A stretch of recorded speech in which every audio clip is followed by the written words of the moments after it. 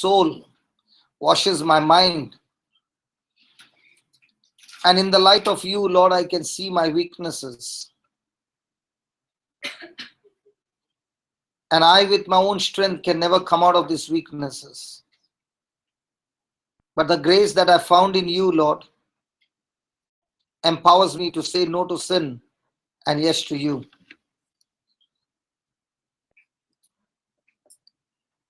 Tonight, this is our prayer, Lord, that you strip every one of our weaknesses so that we become more and more like you.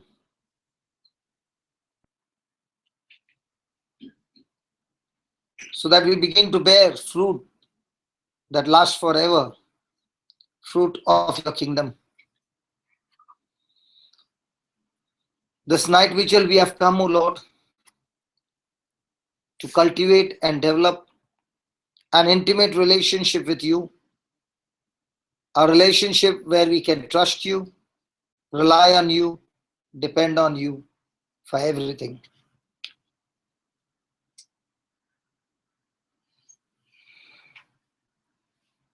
Tonight, let every stronghold in the mind, strongholds that are negative, be destroyed, and let the truth open our heart and mind. Let the truth expose every lie and deception of the devil, so that tonight we make that commitment to you, Lord, that we will follow you all the days of our life.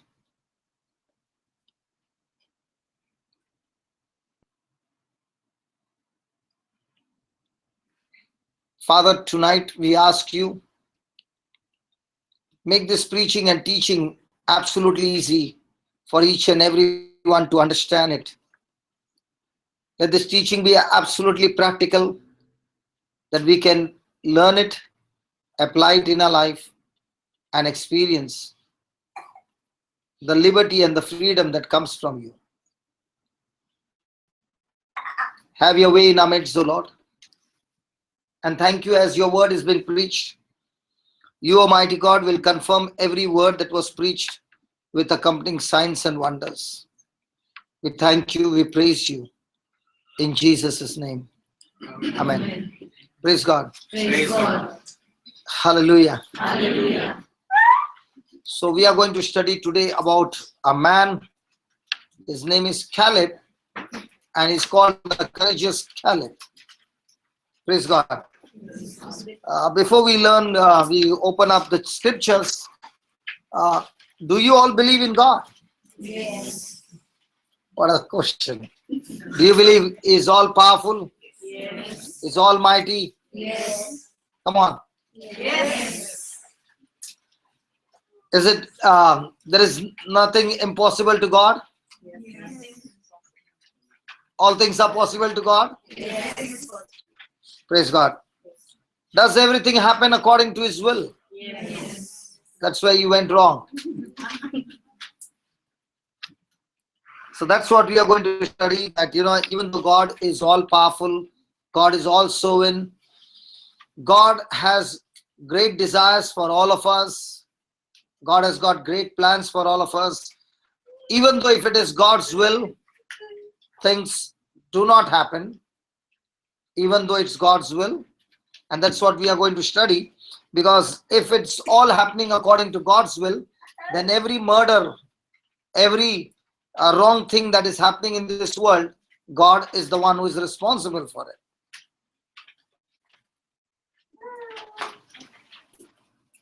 You're still restless. You can't take it, right? Okay, listen to the teaching. No, not you. The sister over here, she has become restless with my first statement, might be saying, I want to go home. Okay, pause, listen. If you have got questions, we'll answer them. Okay? Hello. Yes, yes. So I'm just giving you the journey that we are going to take. Because, from childhood, I never liked to play a game called housey. In India, we play housey. Do you know the game housey? Yes. I never used to play that game. But that's a game of luck. It's not a game of skill. And if I'm lucky enough, I can win, but not sure. But if I play table tennis and I play the strokes, I learn new strokes, I practice, I can win the match, right? So Christianity is not a housey game. It's a game that you learn to play the strokes from the Bible. And if you are able to learn them quickly, praise God, life will be extremely, extremely beautiful and victorious. Okay? Yes. Hallelujah. Hallelujah. Okay, before I go further, let me just give you a small hint. How many of you believe that God gives you victory in life? Now, nobody wants to take the answer. Come on, God gives us victory in life? Yes, okay. 1 John 5:4, and then we will go further. 1 John chapter 5, verse 4. And this time I've come with two of my brothers. One has come from Goa. His name is Brother Alred, and another brother has come from Dubai. His name is Brother Joe. So praise God, please, I'll give them a chance to talk as well. But they don't want to talk, it seems. Praise God. Hallelujah. Hallelujah. Okay, 1 John chapter 5, verse 4. Please read it. For whatsoever is born of God overcometh the world, and this is the victory that overcomes the world, even our God. Now why are you shouting faith, faith? You said God, no? So there are a lot of things that we have our own opinion, our own understanding, but let the word of God be the third empire, giving us true or false. Is that clear? So here is God saying that we who have accepted Christ, who have a relationship with Jesus, made him the Lord of our life, he empowers us with a power called faith. And with that power, we are able to overcome every work of Satan.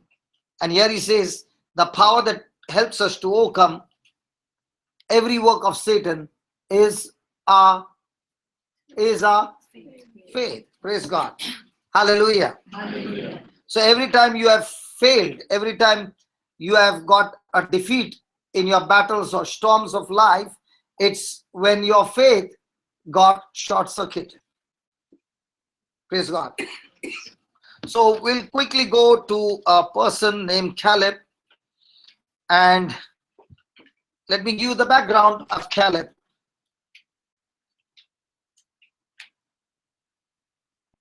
The people, that is the Israelites, who had a covenant with God through Abraham, are living in Egypt, and the reason they are in Egypt is because we know that one of Jacob's sons was sold in slavery. His name was Joseph, and he was sold and he was bought by an Egyptian, and Joseph became a governor in Egypt, even though he was a slave. And when he became a governor, there was a famine all around, and his brothers came in search of food to Egypt, because that's where there was food. And that's when Joseph introduced himself to his brothers. Even though they sold him as a slave, he forgave them, blessed them, and he also invited them to come to Egypt. So that's how the 11 brothers with their father came to Egypt, and their numbers multiplied and they became in large number. And after that, for 430 years, they were in Egypt and they were in slavery. Praise God. Hallelujah. Hallelujah. So God had seen their tears, God had heard their cries. They were crying out to God for freedom. So God chose Moses. Moses comes into the scene. God uses him to stand before Pharaoh, asking Pharaoh to let the people go. Pharaoh's heart is hardened. Have you heard a word called hardened heart? or a stony heart? What's a stony heart? Hardened heart. Very good. And what's a hardened heart? Stony heart. Very good. Come on, what's a stony heart?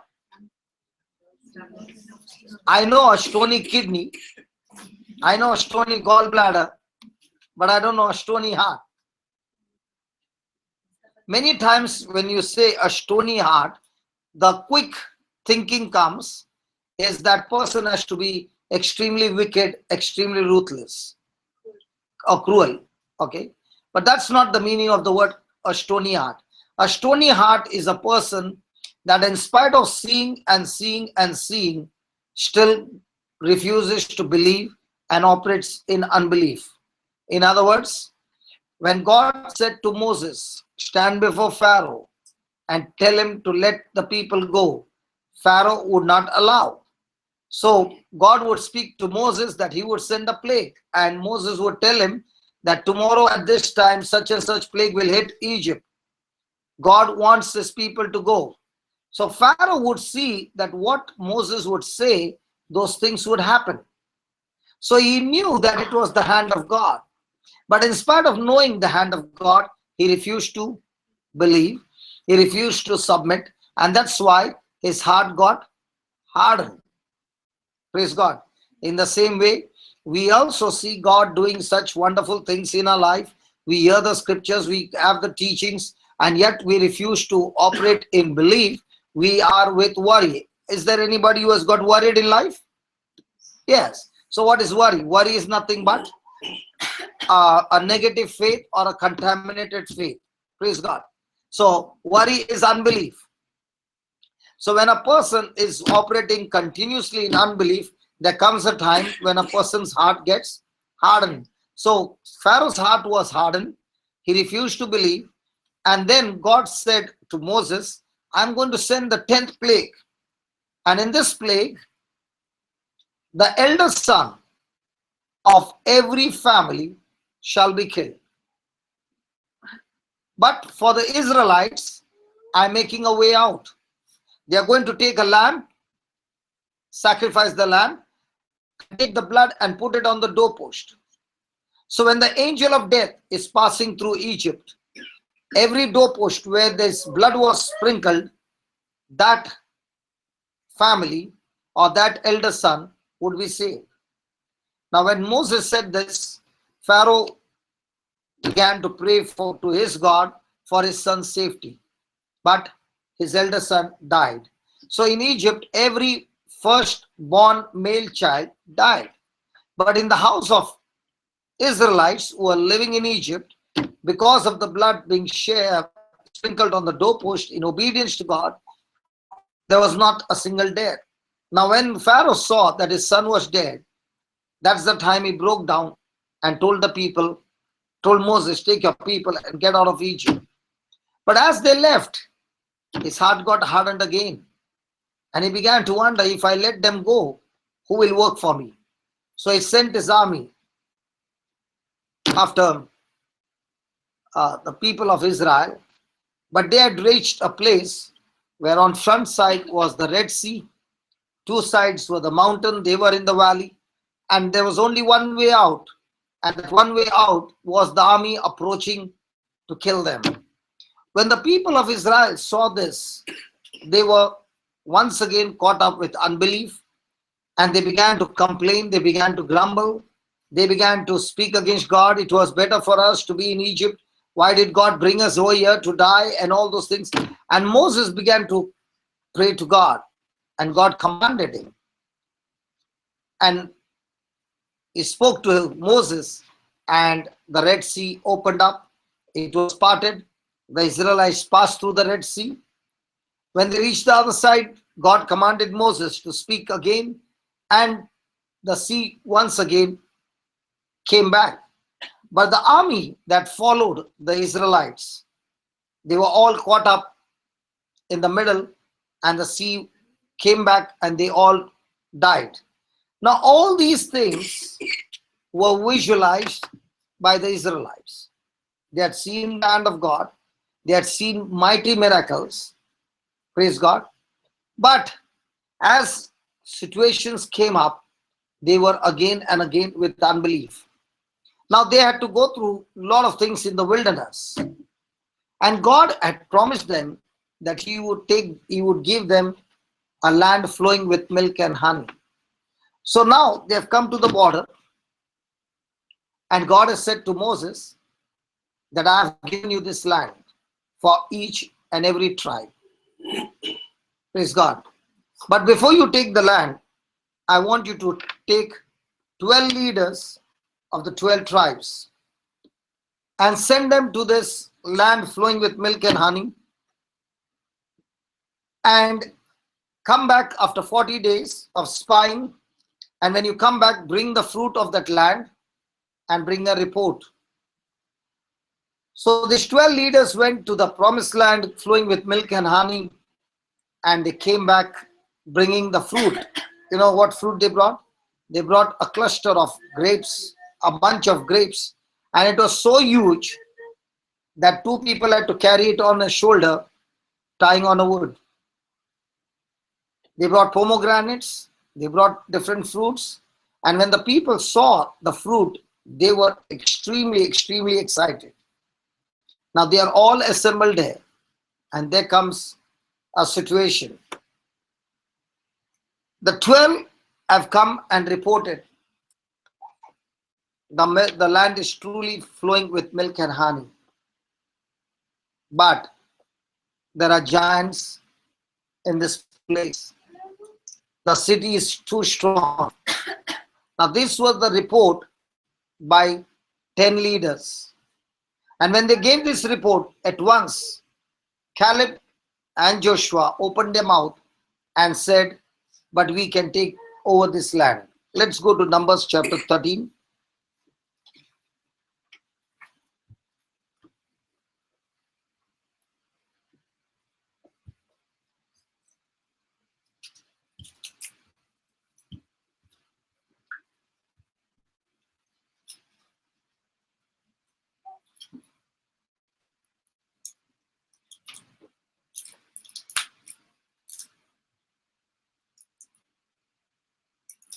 Verse 25.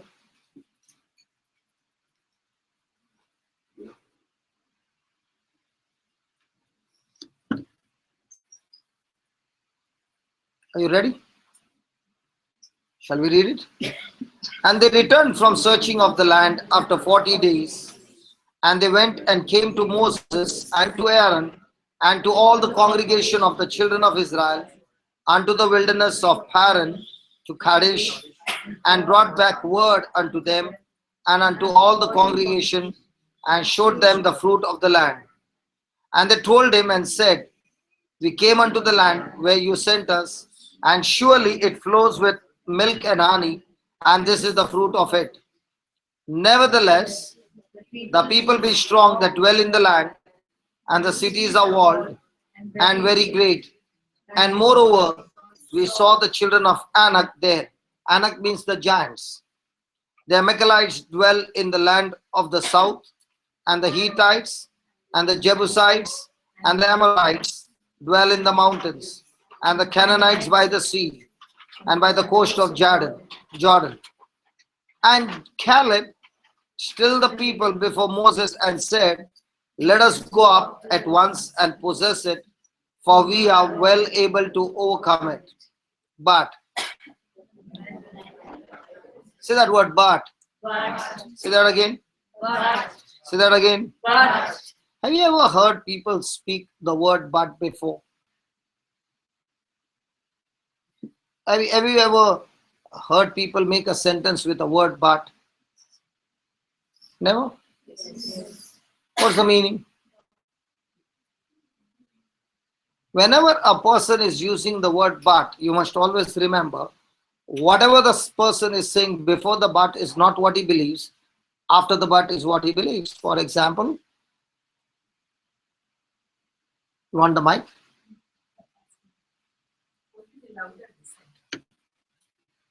You want me to use the mic? Or can I increase my volume? Mic will be distorting. Praise the Lord. Is that okay? Hello, this is okay? Is it better? Okay. I was speaking about the word but. A person might say, I know that Jesus is powerful. I know that Jesus is a healer. I know that he opens blind eyes and deaf ears and he raises the dead. I know that there is nothing impossible to him. And I know that he performs miracles even today. But please pray for me. I got diabetes.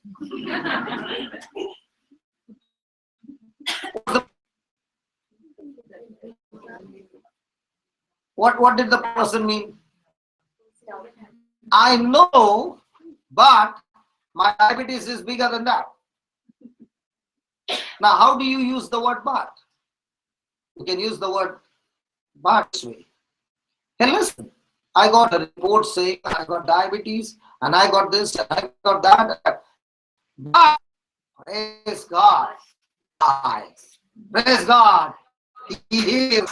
Praise God. He is a powerful, powerful healer and a deliverer. Now what did you do? You spoke the truth. Hallelujah. Now what's happening here? Here, the 10 spies are saying that there are giants, the cities are strong, the people are strong, and all those things. And what is Caleb saying? But, in other words, he's saying, I know what you're saying, but I got something stronger than that. We can take over the land. Now the question is, did all the 12 see the same thing? No? Or they saw dwarfs? Hello, did they see the giants? Yes. So did they all see the same thing? Yes. They saw the same thing, but they believed differently. The 10 believed that the giants are too big for them. But the 2, Caleb and Joshua, believed that we can go and take the land. Now why is Caleb and Joshua so different from the others? Why is it that the same word of God is being preached, but we people are so different in our believing?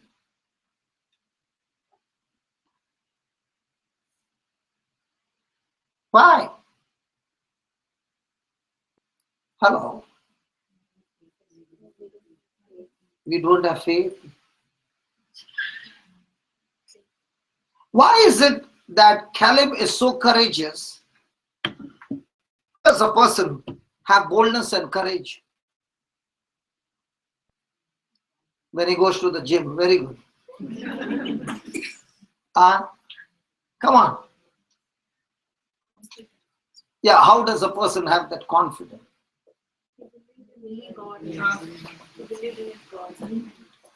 A person will always be courageous when his eyes are fixed on spiritual things. If a person is focused on natural physical things, that person's emotions will all the time be wavering and there will be no confidence. There will be no. Now why is Caleb saying, but we can take the land? Caleb is saying that we can take the land because God said, I've given you this land. And if God said, I've given you this land, that does not mean that land has come to me. But it also means that when I go to take the land, God is taking the responsibility to help me to get the land. Hallelujah. So Caleb is not relying on his physical limitation, but is relying on God's infinite power. So when a person is not having confidence or courage, it's because the person is looking at his own limitation. And the more and more you look into your own limitation, the more and more you are broken, the more and more you are shattered, the more and more you are worried, you are anxious, you are insecure. But the same person when he learns to focus on things that God has declared in his word, that same person will be extremely bold, extremely courageous. Now, in our everyday life, for all throughout our life, we have been trained to believe what? Our five senses, or we have been trained to believe the word of God. So if we have been trained to rely on our five senses, our trusting or our believing is all the time wavering. As long as those physical situations around us are in our favor, we are praising God, we are lifting our hands, we are joyful and all those things. But the moment things go negative and our five senses begin to communicate to us, we do not stop it by using scriptures, and therefore we are broken, we are shattered, we are filled with sorrow and pain, and that's why there is no courage. So our true Christian life is learning to rely on scriptures than relying on our five senses. Hallelujah. Hallelujah. But the men that went up with him said, we are not able to go up. Okay, Caleb stilled the people before Moses and said, let us go up at once and possess it, for we are well able to overcome it. But the men that went up with him said, we be not able to go up against the people, for they are stronger than we. And they brought up, and please read that. And they brought up an evil report of the land which they had searched unto the children of Israel. Now, how can you say that report was evil? You mean to say if a person speaks what he sees, does that report become evil? A quick question. Was the city strong? Yes. Was it walled? Yes. Were the people strong? Yes. Were they giants? Yes. Come on. Yes. So they brought the report what they saw, and it was a fact. So how can a report which is a fact become an evil report? You mean to say from now on, whatever I see and I go and report to other person, that report becomes evil? God calls that report evil. Why does God call a report that is evil, a report as evil, when they spoke what they saw? See? God has given you that. See. As long as they spoke about what they saw, there was no problem. But the moment they said that we cannot take this land, that went against God's word. Because God said, I've given you this land. So in other words, as long as you are speaking what you see, there's no problem. But the moment you speak anything contradicting to what God has declared in his word, it becomes an evil report. So most of the time when we speak, do we speak the right report or the evil report? So every time you are filled with worry, just reflect the time when you are worried. Okay, ask a question. When I was worried, what was I focusing on? Physical or spiritual? And as long as I'm operating on physical, I'm not operating on faith. And we've just now read 1 John 5:4 says, it's my faith that gives victory.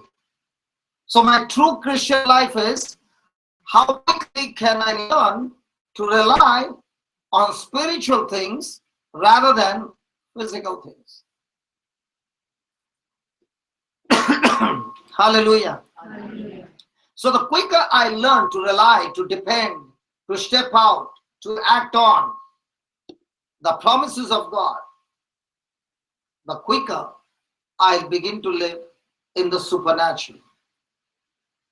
Praise God. Praise God. Can I take a sip of water?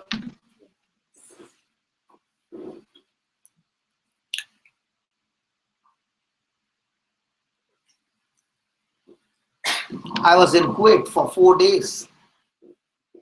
And all throughout my life, for 17 years, I used to think that God has given me a health, a body that I can go on and on and on and not get tired.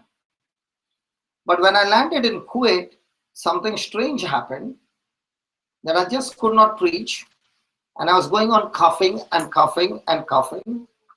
And I just could not speak. And the maximum I could speak was for 1 hour with a lot of difficulty.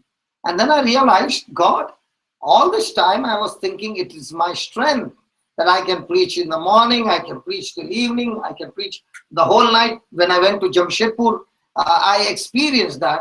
The whole day I was preaching in a church, then the whole night we were in the tribals, come back in the morning again in the church, then go to the night in the tribals. And we did that continuously. And there was no tiredness. And here, Lord, just 1 hour and I can't preach. Praise God. And that's the time the Lord began to show me that what you are thinking that it's your body and it's your strength, it's absolutely wrong. Hallelujah. It's God who gives you the strength. And I realized after so many years, because this time my Kuwait trip was only coughing and coughing and coughing.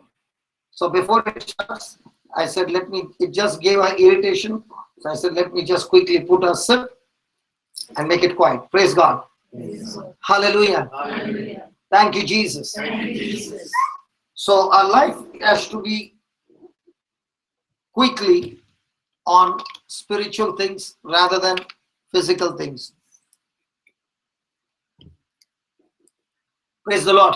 Praise the Lord. Hallelujah. Hallelujah. So they brought up an evil's report of the land which they had searched unto the children of Israel, saying, the land through which we have gone to search it is a land that eat up the inhabitants thereof, and all the people that we saw in it are men of great stature.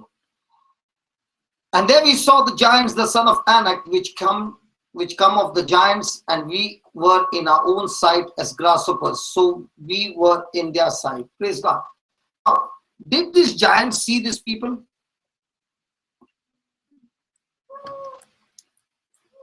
Did the giants see these 12 people? If they had to see, they would have been killed. Correct? They are not seen. But what are these 10 thinking and speaking? They are saying that in the minds of the giants, we look like grasshoppers. So there are two kinds of people in life. One set of people who see things and they look at themselves as grasshopper. And there are other sets of people whose minds are fixed on God, and they look at the giant or they look at the problems and they say to themselves, I am a giant killer. So Caleb and Joshua had a mindset of being a giant killer. The 10 spies had a mindset of being a grasshopper mentality. Now the question is, was God loving all of them? Yes. Yeah. Was it God's plan to give them the best? Yes. Come on. Yes. Was it God's plan that they be blessed? They were in a land that was not enough, that is in Egypt. And they came into the wilderness where God began to provide for them in a land of just enough. But God is not satisfied. He wants to take them to the land of more than enough.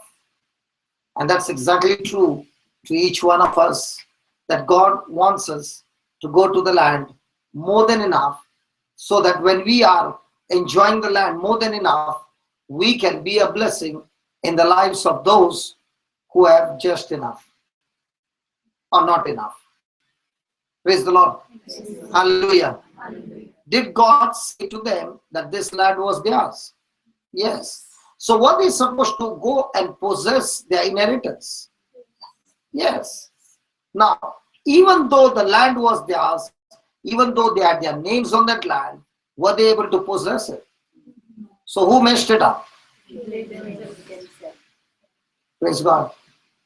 The 10 not only messed up their own life, but when they spoke, the people of Israel had a choice to take.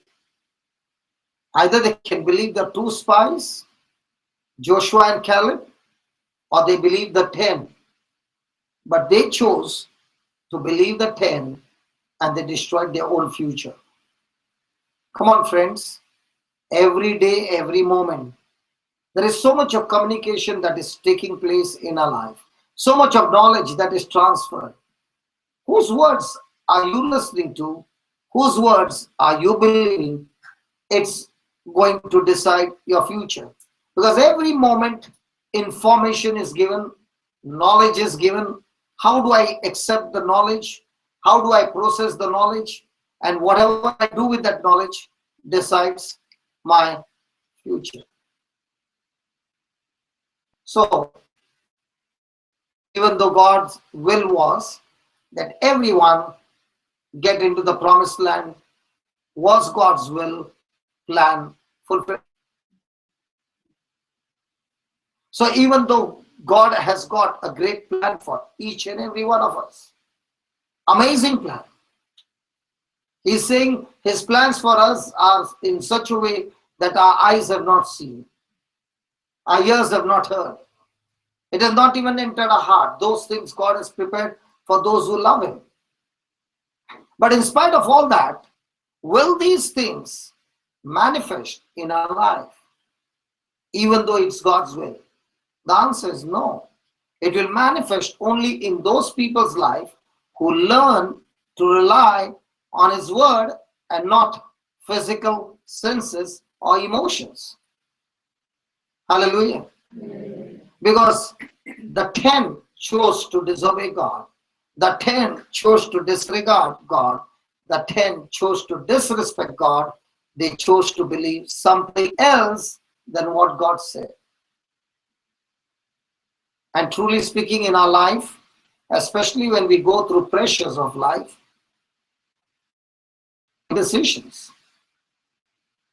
Now, those decisions that we make, are they in accordance to God's word, or are they in accordance to fear, or insecurity, or comfort? Because whatever decision we take decides our future. God does not decide our future. We choose to decide. God loves us. He gives us his word. He gives us his power. He gives us his spirit. He gives us everything. And he says, listen, I've done my part and I've given you a freedom of choice. Whatever you choose, so shall it be. Praise God. Praise God. Hallelujah. Hallelujah. So can we blame God? So can we blame others?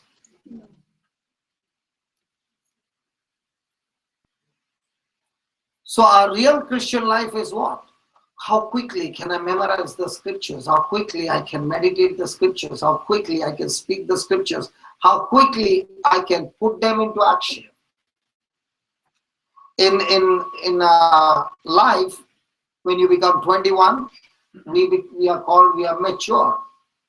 But in God's kingdom, it's not how many years. It's how much you choose to believe. A person can be 6 months in the Lord and be still mature, and the person can be 30 years in the Lord and still be childish. Hallelujah. Hallelujah. Thank you, Jesus. Thank you, Jesus. Thank you, Jesus. Thank you, Jesus. Please write down some points.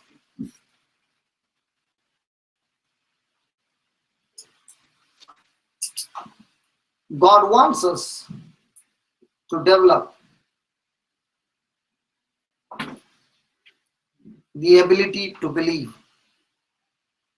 God wants us to develop the ability to believe.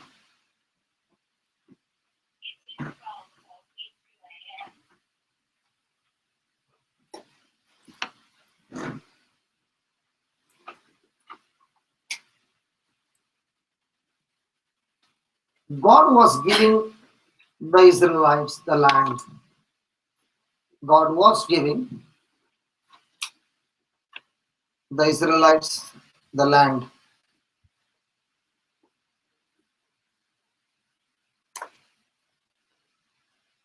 God wanted them to be blessed.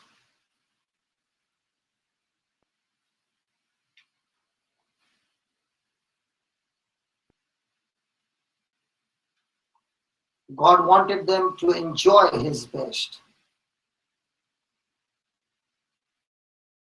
God wanted them to enjoy His best.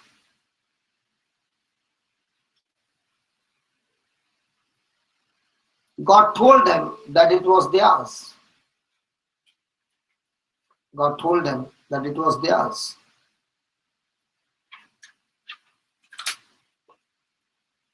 But they chose to disobey God. But they chose to disobey God.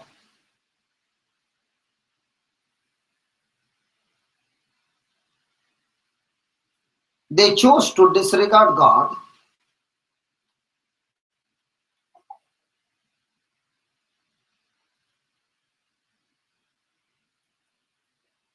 They chose to disrespect God.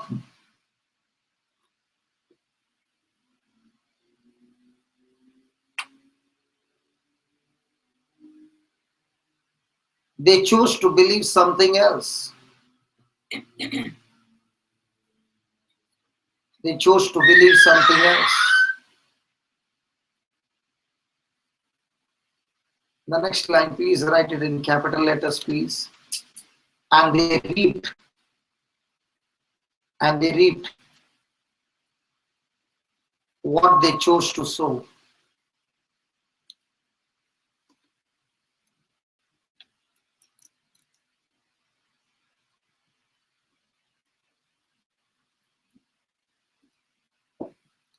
Praise God. Do we face this situation every day? Hello? You just wrote they chose to believe something else. We have heard the word believe, right? What is believe? When a person says, I believe, that means my action should correspond to the message.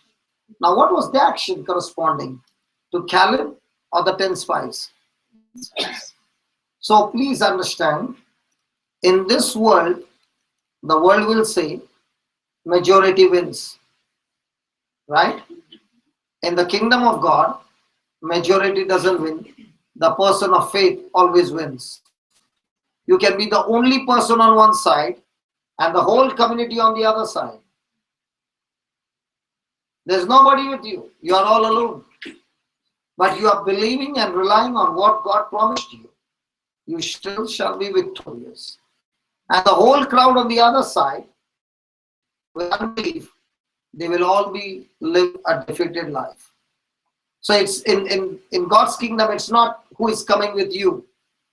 It's all about, are you with God? Hallelujah. Hallelujah. And that's very interesting, you know. When you are really going through pressure, praise God, whether somebody is with you or not with you, you get focused that God, I choose to be with you. Hallelujah. Hallelujah. I've seen it in my life. Amazing results. There can be opposition, there can be persecution, there can be criticism, there can be anything coming against you. The question is, are you focused on what he said, she said, or what God said? Which one are we focused on? He said, she said, or God said? Hello? Like Alred, if Alred would have been here, he is inside, he would have said what the mother-in-law said. Hallelujah. Hallelujah. So the mother-in-law has left planet Earth and gone to heaven, but her words are still there. Hallelujah. Thank you, Jesus. Thank you, Jesus. So every day, see, you are writing these notes. These notes are meant to be used every day and have a checklist on your own self and ask a question: am I making a choice like the Israelites, or am I making a choice like Caleb and Joshua? Because whatever choice I make, it's going to open my future. My future cannot be opened by anybody, my own self. And that's why God has given everybody a choice. You choose. And if you don't know how to choose, God gives you the truth. Praise God. Praise God. So, isn't that a good news? For me, it's a good news. You know why? Because when I came to know these truths, I was living a very, very bad life. And I was way down in the pit. And when I came to know that this is how it works, I was so excited and I said, God, you mean to say, if I only have to change this and get in connection with you, you promise me everything will change? He said, yes. So all throughout the day, my focus was, how do I be all the time connected to God, in agreement to God? So the more and more I got addicted to the Word of God, the more and more I saw results in my life. And I was watching the others who were there in the play group. They were there from 15 years and 17 years, and most of them were extremely old people. Okay, I was the youngest there. At the age of 33, I was the youngest in the play group. Praise God. And I was watching them 15 years, 17 years, but their life was governed by emotions. For silly things, they were annoyed, they were offended, they were bitter. And as long as they were living that life, after a few years when I went back to meet them, they were still there. They were members in the church, but there was no result. Whereas when I saw my life, within a few months, I not only came out of my mess, God just began to take me on a journey from glory to glory. And I found the secret. And the secret is, how much can I take the pressure and still obey God? There might be many of us who are sitting here who are champions when it comes to praying. You can be a champion when it comes to praying, but when the time comes under pressure to make a choice, you make the wrong choice. You know what you just did? You short-circuited your whole prayer and you failed the test. The more and more tests you pass, the greater the reward. So let your top priority be every day, how do I pass the test? And to pass that test, you need strength. Prayer gives you the strength. But your choice decides passing the test or failing the test. Praise God. Praise God. Hallelujah. Hallelujah. Write down. Galatians 6:7 says,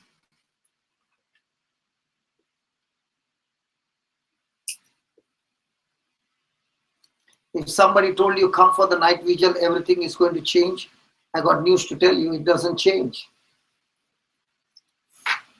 Don't be deceived. It changes when what was taught, you applied the whole month, you come back with the results for the next night vigil.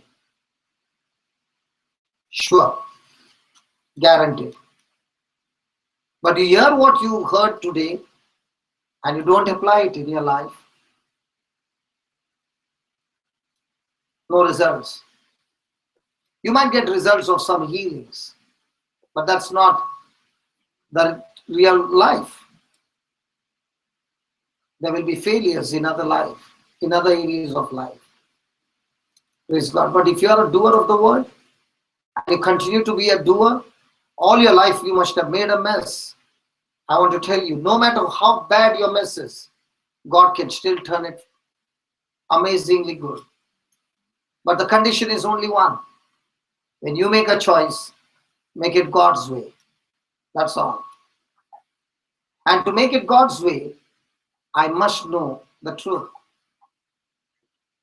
When we were coming here, Sister Zarina was driving us. Today, from the airport, we came to house. I don't know. Today was the toughest day. Not only the traffic, the road also changed. Yeah. Today we came from a journey, I don't know, I saw most of Oman today. Praise God. The number of flyovers, the number of mountains, and it's going on and on. And I asked him, are you taking me back to Dubai? Praise God. So when we were coming, Brother Alred, me, Joe, and Zarina was driving, and we came to a junction. And he was asking how far is the airport. And I said, this road, just take a left and you go straight. It's going to connect to the airport. And two of my brothers were looking at me. How come he knows? And I said, I just saw the board in front. So how quickly we can believe that board of Oman government, and how difficult it is to believe the board of the Creator.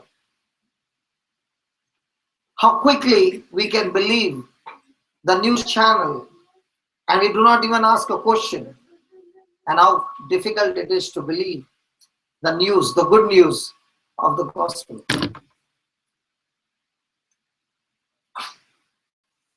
Hallelujah. Hallelujah. Yeah, I'm coming to that. Galatians 6:7. Be not deceived. God is not mocked. For whatever a man soweth, that also he shall reap.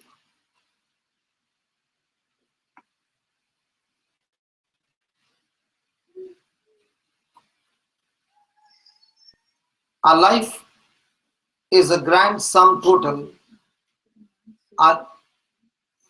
that shall he also reap. Sum total of our decision. Our life is a grand sum total of our decision. You remember that song you sing? My life is in you, Lord. So when you say my life, what's the meaning? The full total of the decisions that I take in my life is my life. The way I think, the way I speak, my actions, everything. Praise God. I remember this, sister. I remember you last month you had come. How are you? You got a problem in your ears? I see some cotton. Okay, you got cold. Because I see all these things. Because when you said, if you had said I got problem in my ears, I would have been excited. Praise God. Hallelujah. Anybody having problems in the ear? Nobody. All healthy people are coming here. That's good. That's good. Just because God wants us to be blessed, right? Just because God wants us to be blessed,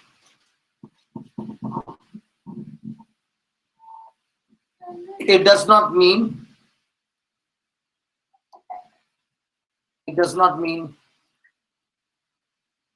that we have received it.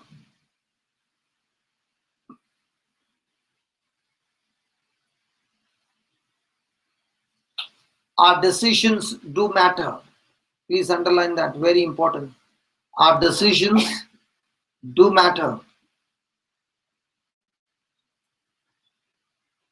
If we want God's best,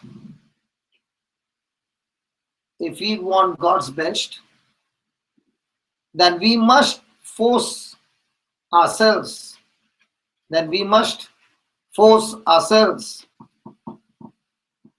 To believe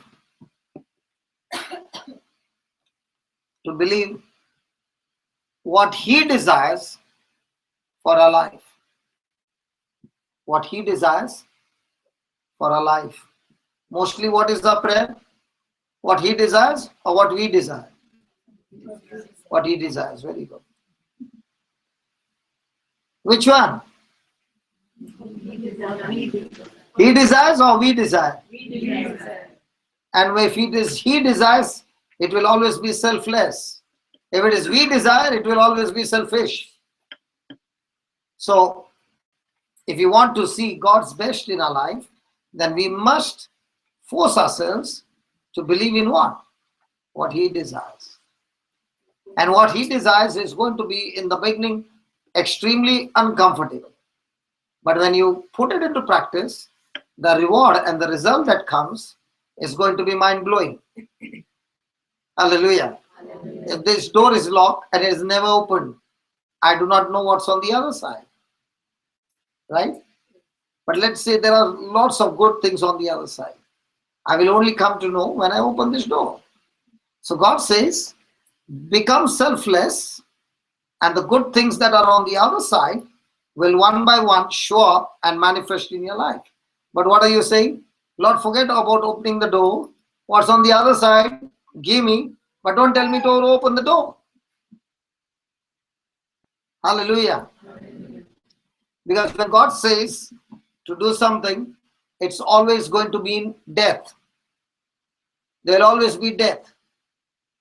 When God tells you to do something, there will always be death. Death to what? Yourself. Because if your self doesn't die, then God's will cannot be fulfilled. Because as long as self is alive, self wants to fulfill self will. But when the self dies, the will dies. Now that person is able to carry out God's will. Praise God. So every day, what's your challenge? Your challenge is, how much can you put yourself to death? Praise God. Somebody spoke about dying? Okay. Let's say she is troubling you. Just an example here. You became nervous so quickly. Okay? So when she is troubling you, what would be your natural human nature?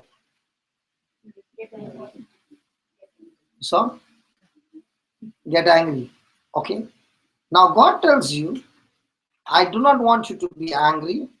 I want you to love her and go and buy one expensive gift for her. Okay? Now, it's not only forgiving her, but also spend some money on her. Now, what will you say? Get behind me, Satan, in the name of Jesus. Huh? Now, what will happen to yourself? Lord, it's okay that I can pray for her. But now you're telling me to buy something for her. Does she deserve it? Now yourself will start fighting. But now you're going to put yourself to death. And only when you learn to put yourself to death and do what God tells you to do, those are the people who will experience God's best in their life. And that putting to death is not, it won't happen by chance. It has to be forced and put to death. Where yourself refuses to die. Hallelujah. Are you married? I'm asking, are you married? She's giggling.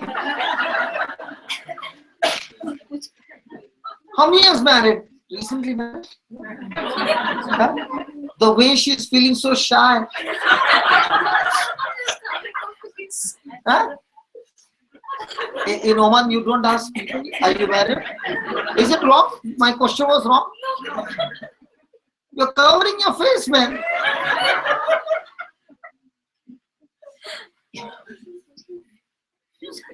So in marriage especially, anybody wants their married life to be extremely beautiful. There has to be death. Without death, there is no marriage relationship. Husband wants to have his way, the wife wants to have her way. Both will be retaliating, but when one person makes a decision that I'm willing to die to self, I'm willing to do that, Jesus, because I love you. And the more and more the person dies to self and begins to plant the seed of love, that seed of love, and that dying is not, with on the external, but right from internal. That attitude of love brings conversion in the other person's life. Because wherever the seed of God kind of love is planted, that seed always, always, always will destroy the power of darkness. So there can be a person who has got crisis in marriage, and he can ask the whole world to pray for him, but that person is not willing to die. That person is not willing to make some investment in his relationship. It won't bring any change in his situation. But a person is saying, God, if that's what you want me to do, I'm ready to die. And the more and more you learn to die, what happens is, the more and more your nature and your character begins to change, and you become more and more like Jesus. Our blessings are always proportionate to our character. So the more and more you develop the character of selflessness, the more and more the presence of God, the glory of God in your life. The more and more you will see that your life has become a blessing to others. Praise God. Hallelujah. Hallelujah. So God, through this example of Caleb, wants us to expand our capacity to believe. Because Caleb and Joshua, with their natural limitation, they cannot face the giants. It's impossible for them to win. But relying on God's word, they make a decision to expand their capacity to believe beyond their physical limitation. And that's what God wants us to do. These people lost their inheritance only because of unbelief. Do you know what's the dangerous spirit in this world? Unbelief. People do not go to hell because of sin. Many a times we say, because of sin, this person goes to hell. No, no person goes to hell because of sin. Every one of us have sinned. But when the gospel was preached, we believed, we repented, we changed our life. That believing is what brought forgiveness, and that's why we got saved. But people with unbelief, even though the gospel is preached, that spirit of unbelief will not allow them to see the light and will stop them from repenting. And now that they have not repented, they have not received forgiveness of sin, they'll go to hell. But who is the cause? Unbelief. Every time I am in worry, it is nothing but unbelief. And when it comes to murder, we know that it's extremely, extremely displeasing to God. When it comes to stealing, we know that God does not like it. But when it comes to worry, we say it's okay.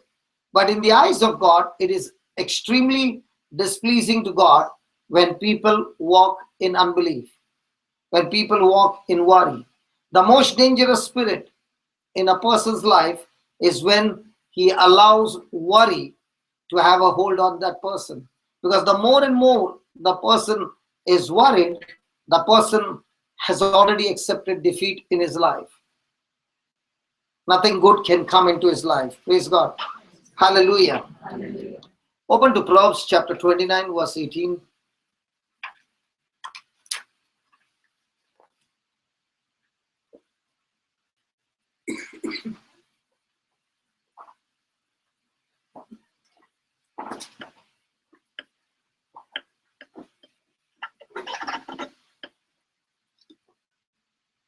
Now please read.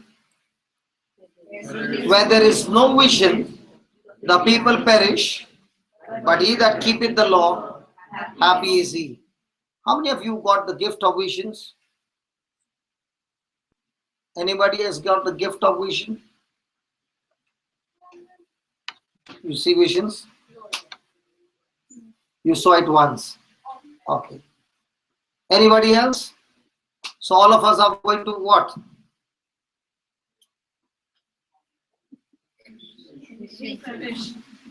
Hello, what is the Bible saying? Where there is no vision, so congratulations. All of you are going to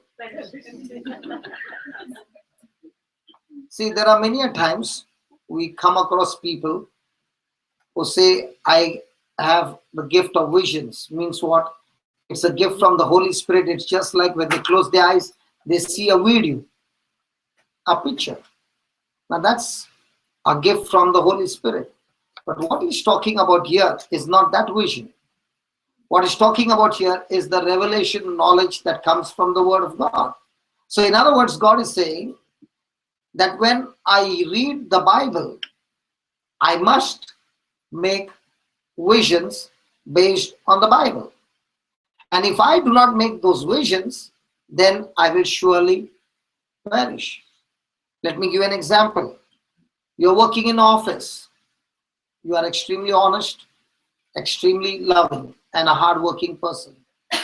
But in your office, somebody is criticizing, spoiling your name, giving wrong reports, and because of which you are fired and you lose your job. Now, what kind of emotions will be in your mind? And you know who the person is. Hello? Does like this happen? Yes. Like this happens in Oman? Yes. What है brother Alfred? Thank God, thank God. एक sentence मुंह खोला. Hallelujah. So what do you do, brother Alfred, when a situation like this happens? Now what do you do? Pray for him, for his family, for his children. Pray for that person. So what vision have you got? Forgiving that person. That's all. Love. Okay. If at all somebody is going through this in life, okay, let me give you a vision. Matthew chapter 5,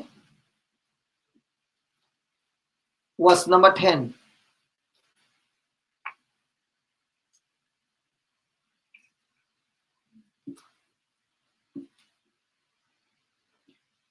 Please read it.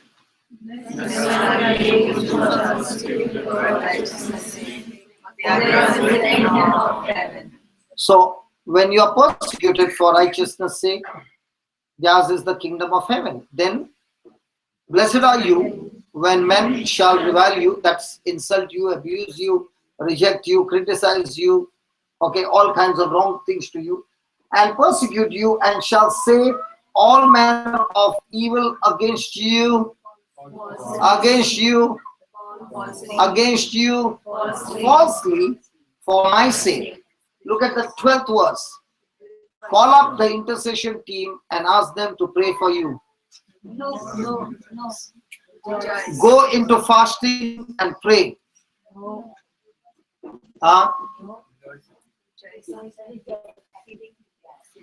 Write on WhatsApp and send messages to everybody and ask them to pray for you.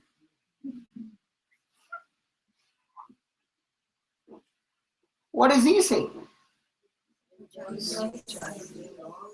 Rejoice. Okay, rejoice and be glad. Then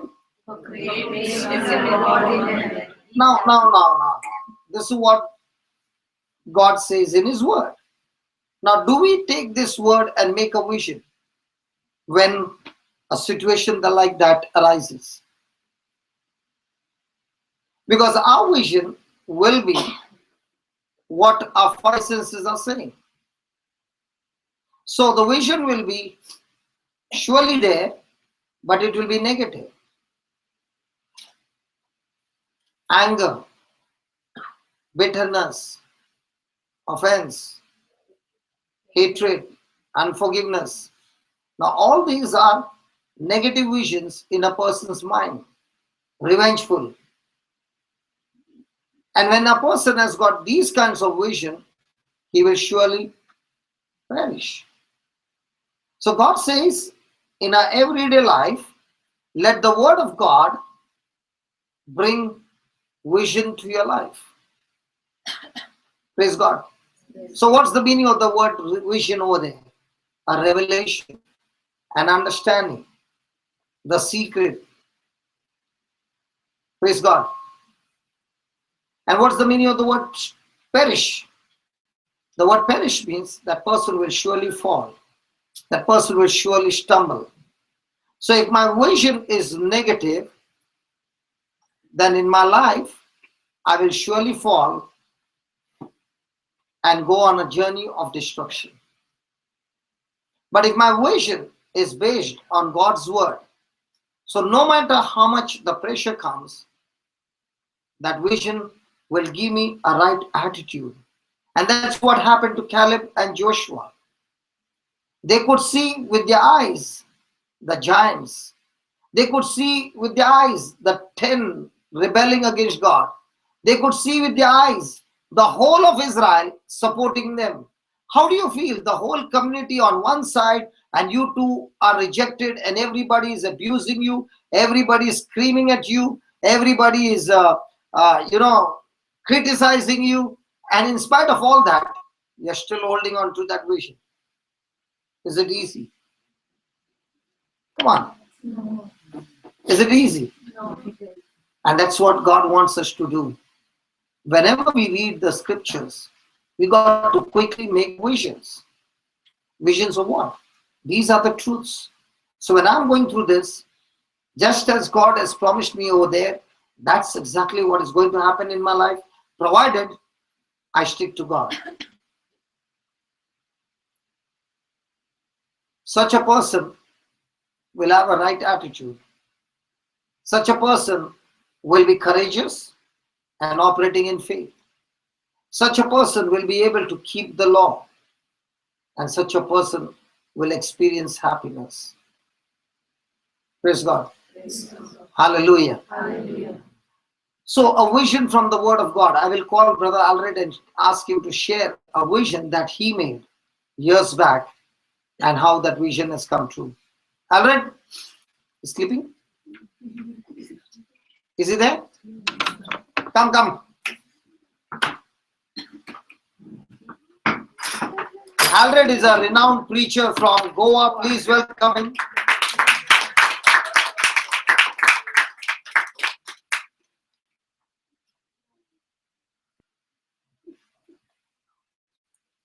Just tell them about how you left Kuwait. I'll use the. The others also want to hear you. Don't be selfish. Praise the Lord. Praise the Lord. I'm blessed to be here. I'm blessed to be here with you.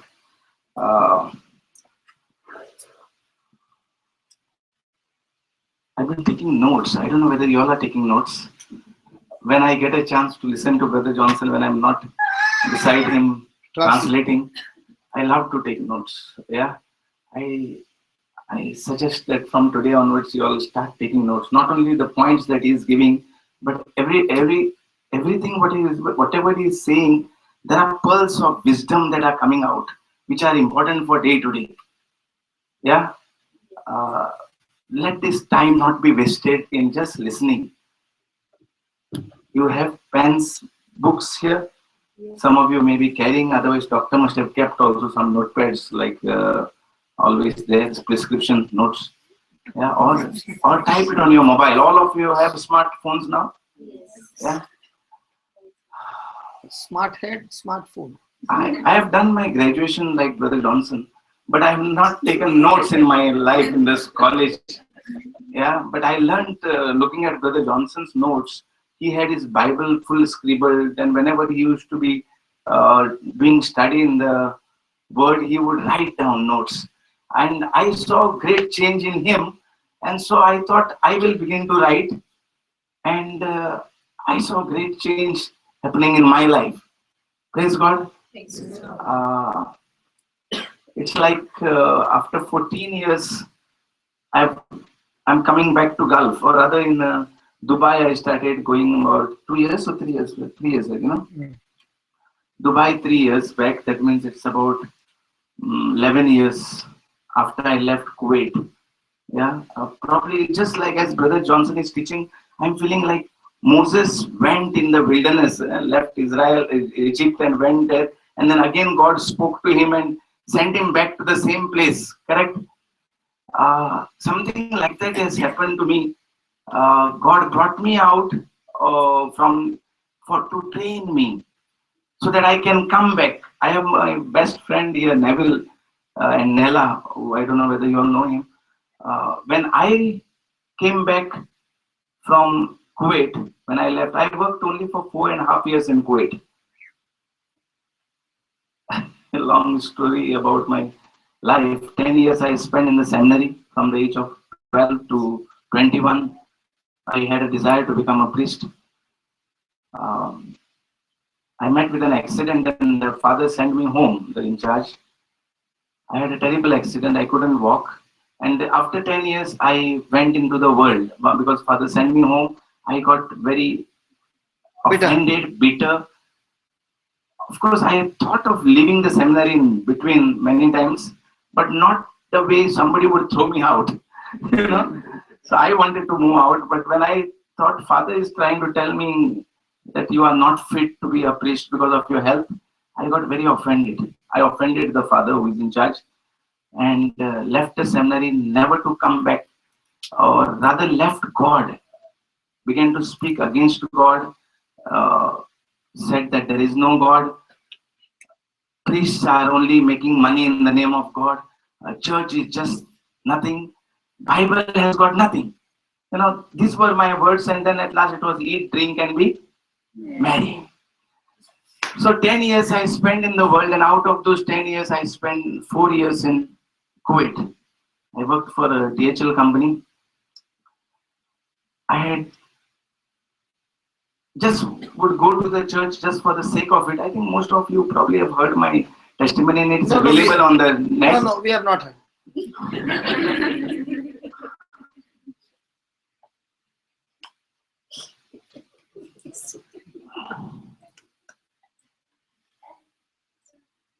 So those 4 years, I would just go to the church for the sake of it. But all time I complain and grumble in the company while working, and when I'm back at home. That was your specialty. Yeah, I was actually, that's specialty. I was in the courier's company actually, brother. Okay. Specialty was about working, not about complaining and grumbling. But I don't know from where I picked this up. I began to complain and grumble. As soon as my wife would open the door, I would just, so she would tell me today what happened. And then I had a list of things that had happened in the, yeah, you know. How do you know? They work your company. Must have met Pia. No, here I think you all are having a good life in the companies, right? You don't have anything to grumble and complain, only praise God all the time in the office. Yeah? Because you all are having retreats after retreats every month. We met your parish priest as well. He also said very highly about those who are attending retreats. He's saying they are practicing whatever they are listening from the preacher. That's the best part. Huh? Let the retreat, let the sessions, let the night vigils be a change in us. Let the parish priest see the change in us. Change in not only preaching, change in serving. Yeah, I'm going back from the track what I have come. This grumbling and complaining did me no good. I did not save anything. I only was going deep and deep in the pit. When one lived a confused life, sleepless nights, wild dreams while sleeping, and felt restless where I was. So some questions began to come in my mind. Who am I? Where am I going? What am I doing? I realized they are identity crisis questions. If anyone does not know who you are, what you are doing, whether you are happy. I just met a very renowned person in the world. Just few days back, 3 days back, he walked in the center with a long hair, I just was wondering who is this man, a lady or a man. And then when I just wished him, he was a man. And then elderly man. And he had a mustache in front. First I saw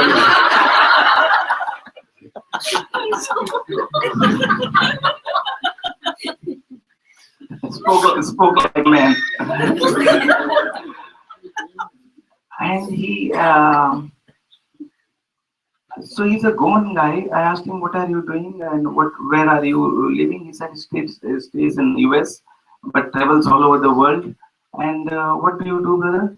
I've not shared this with brother. He goes around the world healing. He said he showed me a video, and the video is about the healing. So I asked him, "What type of healing is this? Is it some charismatic healing? Is it some divine healing?" He said, "I don't know." And he showed me in the video like foreigners just laying hands and people are falling. He's just going like an actor. And tap, tap, people are just knocking off. So I said, "What type of healing it is?" I don't know. I said, "Is it of God?" He said, "That's what is my question." And he is in identity crisis. Such, I think about 30, 40 years he has been doing this. But at this stage, he has realized what he is doing is it from God?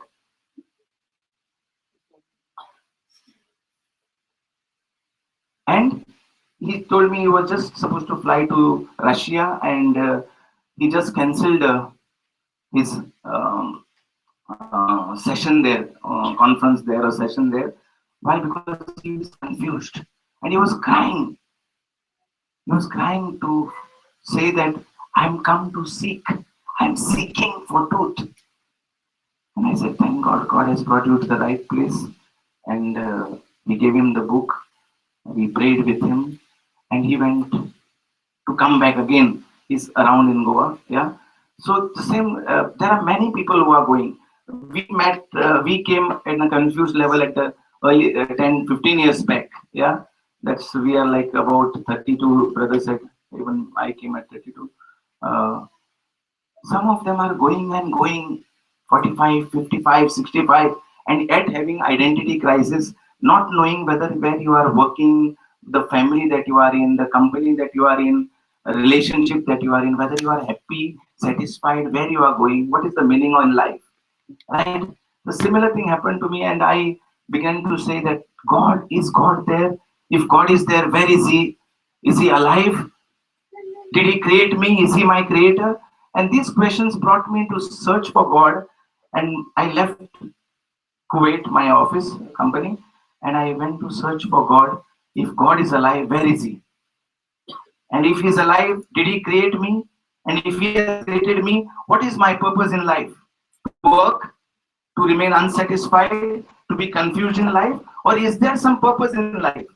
So to search for this purpose, I left, resigned, and I again got mixed up in the parties, Goan parties, baptism parties, communion parties, wedding parties, yeah, it's all birthday parties, because there is free alcohol. Death party? Death party also is there, yes. What? Portuguese? What is that? Litany. No, what is? Like rosary, the cross. We have got crosses, brother. Every 1 kilometer or 500 meters, we have got crosses.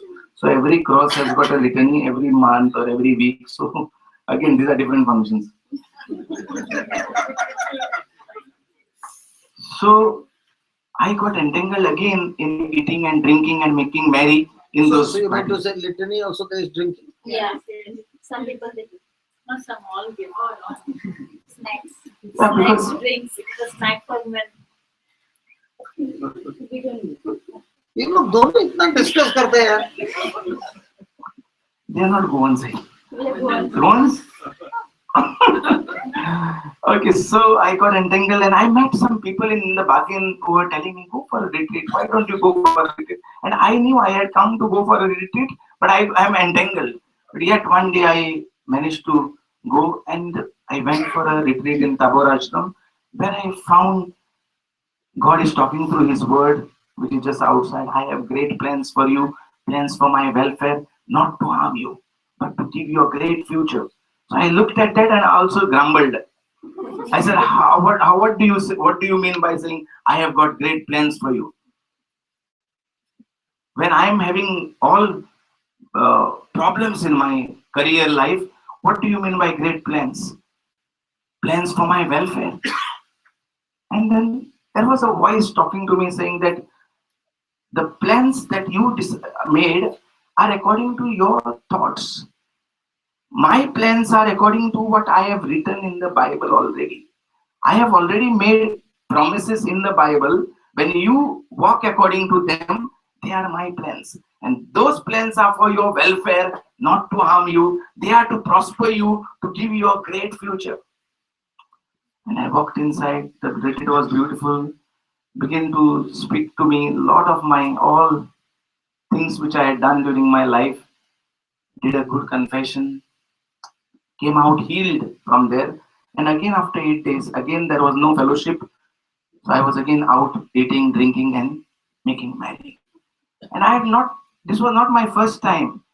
Before that also I have been to Kota twice. But again after 8 days I would go back into my merrymaking. But this time when I went back into merrymaking, my brother-in-law, my wife's brother, told me one day, he saw me probably that I'm back into the field. So he told me, why don't you come with me for somewhere? So I said, where? He said, I'm going to play music. I said, yeah, where is that? He said, Bible class. Bible class? I've just come from a retreat. Why do I need a Bible class? I have been going for Bible class in the seminary for 10 years, 365 days into 10 years. How many Bible classes? Do I need another Bible class? I don't need another one. So I just gave him mouthful. He had no words. I have come here for business. I don't have time for Bible class anymore. And next day again he proposed me, shameless fellow. Again he said, if you are free, come. And I had no words to say. I told my wife, come. We had a 6 months old baby by then. When I left Kuwait, we came with a 5-month-old baby. With no bank balance. We just quit and came. And now this is within a month, a month or two, I was going to Brother Johnson. So this was a small place. You all are blessed with a big place. It was like a just, brother, right? This is a bigger place, I think. Correct? Yes, so small. So small with about 30 people sitting down On the floor. on the floor. You all are blessed to have this doctor's place. God bless the doctor. God bless Muscat. God bless parish priests of yours. God bless the charismatic teams here. God bless the Muscat government or the Sultan. God bless them. God bless them for giving us this private sessions, allowing us.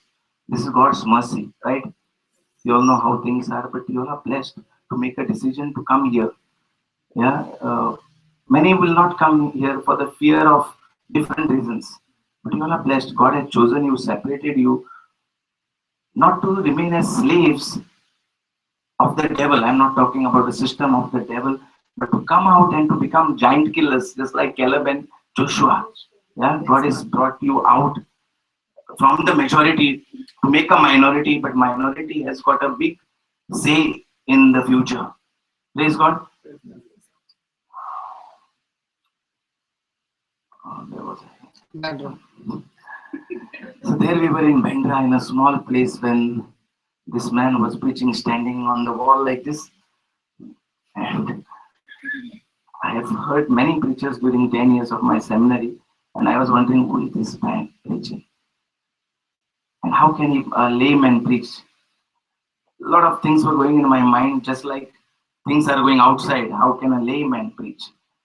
And because I came from a seminary background, priestly background, I had already Keswick, I have distributed communion.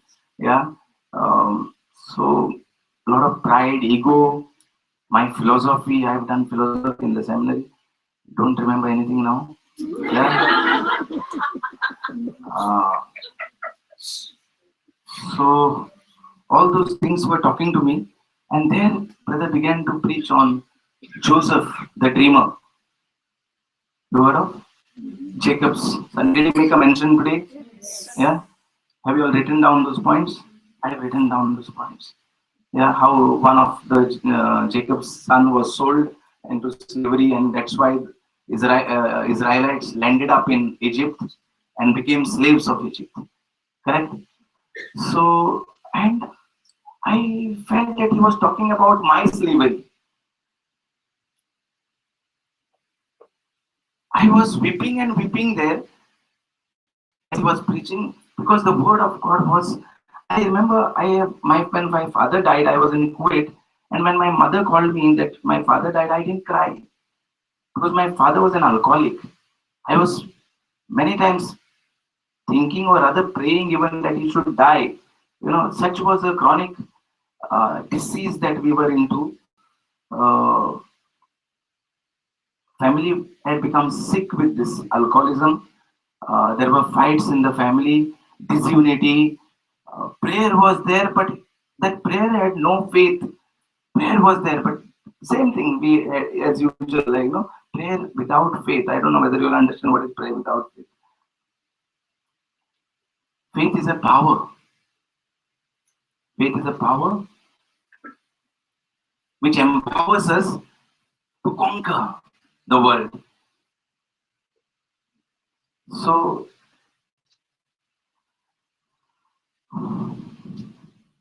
So I realized that I did not even cry when my mother told me about my father's death. But when the word of God was preached, I was crying. He was preaching about hardened heart, right? Every time I realized that my heart was getting hardened. God was trying his best to do different things in my life, but my heart was getting hardened, just like Pharaoh. I don't know about you all, whether God is talking to you all about your hardened heart. Every time in a family life, uh, we're just seeing this baby God has brought us. We are blessed with our perfect health, right? Our perfect children. Do you all look at this? How much thankful we should be for the life that God has given us. And we are creeping over small matters in our life.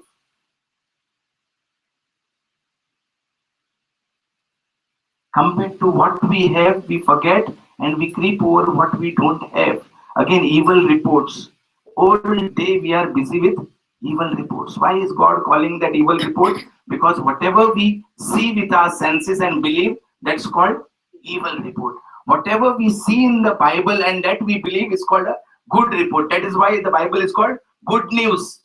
That is why priest raises the Bible and says, this is the good news of Jesus Christ. Hallelujah. Hallelujah. So that day I heard the good news from Brother Johnson, and my mindset began to change every day. So that day I didn't come with the Bible actually. The next day somebody gave me a Bible, and then I began to write notes. Whatever brother was preaching, as I read the Bible, the same passage, I began to recollect all that he had spoken. Make time when you go back to read again what he has taught. So you will be able to write notes if you have not written notes. That will make you to pass the test. The whole life is about passing the test. Every time, every day, there are number of tests. Just like we put our children for school and that there are tests, right? And we want our children to pass the test, exams in good reports. But we are failing the test at every time. Morning, as soon as we get up, there is a test. When we go to office, there is a test. Lunchtime, there is a test. Correct? And we are failures in our own test. The whole life is about passing the test. Thereafter, I had peace of mind after meeting Brother Johnson or listening to his word of God, because I used to listen and write down the notes. I had no worry about my future, but everybody around me was very worried. because I had wife married. What do you mean? I had a wife. I mean, I was married when English became a. I wrote it, checking my. I had a baby, yeah, and no job, no job. Neither was I interested in applying for a job. Neville remembers that time he met me and he told me, Alred, why did you leave and come? Now, why don't you come to Muscat for a job? And he remembers that I told him, no, no, I don't want to come there. I don't want to go anywhere, rather. Which means I had found some treasure. Correct? I found the word of God as a treasure, and in that treasure I found everything in me, in that, for me, whatever I required. Although I didn't have a cycle of my own, but I had that peace. I found God. I found God's promises. I could see God's great future. What I read that day in Jeremiah 29:11, I have got great plans for you, plans for your welfare, not to harm you, to prosper you. I could see those things, although nothing was there for me to actually see. One person began to call me who knew me in Kuwait, that he's starting a business in Bombay and that he wants me to manage the office, that he would give me a car, he would give me a flat, he would give me a good salary. And I just rejected it because I just didn't want to work. I just thought that God is doing something new for me. Again, second time, again after a few months, 1 or 2 months, again he called. Again I refused it. Third time, again he called. And by this time, we were like, all those who were with Brother Johnson were already jobless. Many of them were jobless. So he was well known for people who around him are all jobless. Anybody who don't want to work, go with Brother Johnson. No, it had really become. Yeah, it was. It was a slogan in the parish. Yeah. So, and I was part of that. And I really didn't want to work. And I was with him all the time. Wherever he was conducting a Bible session, I would be there to see what things are happening. I could see a lot of miracles happening there, many testimonies. Yeah, I wanted to be his friend, to go and see those places where there are really, whether these things have happened, like Thomas, doubting Thomas, because it was not easy for me to believe with the background that I had come. Yeah. Where he would go, where he would want to remove his purse and empty his purse in an orphanage. And then I have held his hand and said, what are you doing? He said, why, what happened? I said, you are a preacher. You are only supposed to give, not this. He said, who told you? I said, I have seen it. A preacher is only supposed to give from here, not from here. You are supposed to receive, not. So he said, I didn't understand. What do you mean? So he said, Bible says give. Bible says give and it shall be given unto you. Good measure, pressed down. Some of them know. So you know that? So he showed me that and he said, God is saying this. And who told you this? I said, I have heard this. I mean, I have seen this. He said, don't go about what you see, what you hear. See only what God is saying. And I said, are you sure? He said, yes, I am very sure. What God is saying, if you do it, it happens. So I said, okay, go ahead. And from then onwards, that was about 14 years back. Yeah, it was about 14 years back when I learned how I began to empty his purse to the needy people, and how God began to bless his family. Began to bless his ministry that he was doing. And great miracles, signs began to happen. Praise God. So many things I watched him closely, what he was doing according to the word of God, and I began to do it, except talking. Okay. Then this man came for the third time, and I thought it's like God sent. Many times we say, third time this offer has come, or third time this thing has happened. I think God wants it to happen. So I call up Brother Johnson and say, brother, this third time this person has met me now, he's come to meet me. And I also met him thinking, maybe God has something to, that I may start working with him. So I asked brother, again, vision. What is the scripture? Where there is no Where vision. there is no vision. So brother asked, no, how many of you have vision? So I had no vision. So I wanted to ask him, brother, what is your vision now? Should I join him? That guy is giving an offer for the third time. What is the vision? So he asked me, will you believe if I tell you? I said, yes. Because you are not only going to ask me, you will ask more 10 people. I don't know whether it's only my habit or everybody's habit like that. No, none of you all like. You all are very particular about sharing your stories to others. Yeah, he said, you will tell about 10 more people, and those 10 more people will give you 10 different answers, and you will be confused. They will not confuse you, but you will be confused. Will you listen to what I say? I said, yes. You are in the seminary? I said, yes. You must be reading the Bible? I said, yes. You must be reading for, I said, 10 minutes every day. He said, very good, 10 minutes. Can you make it 15 minutes? I said, yes. Can you make it half an hour? I said, yes. Can you make it 1 hour? I said, yes. Can you make it just keep on reading the Bible? You were just extending my time, talk time with God. Where do we increase our talk time? With our friends? Yeah? Huh? On WhatsApp talk time? Chatting? Yeah? Correct. He was extending my talk time to God. And I said, yes, brother.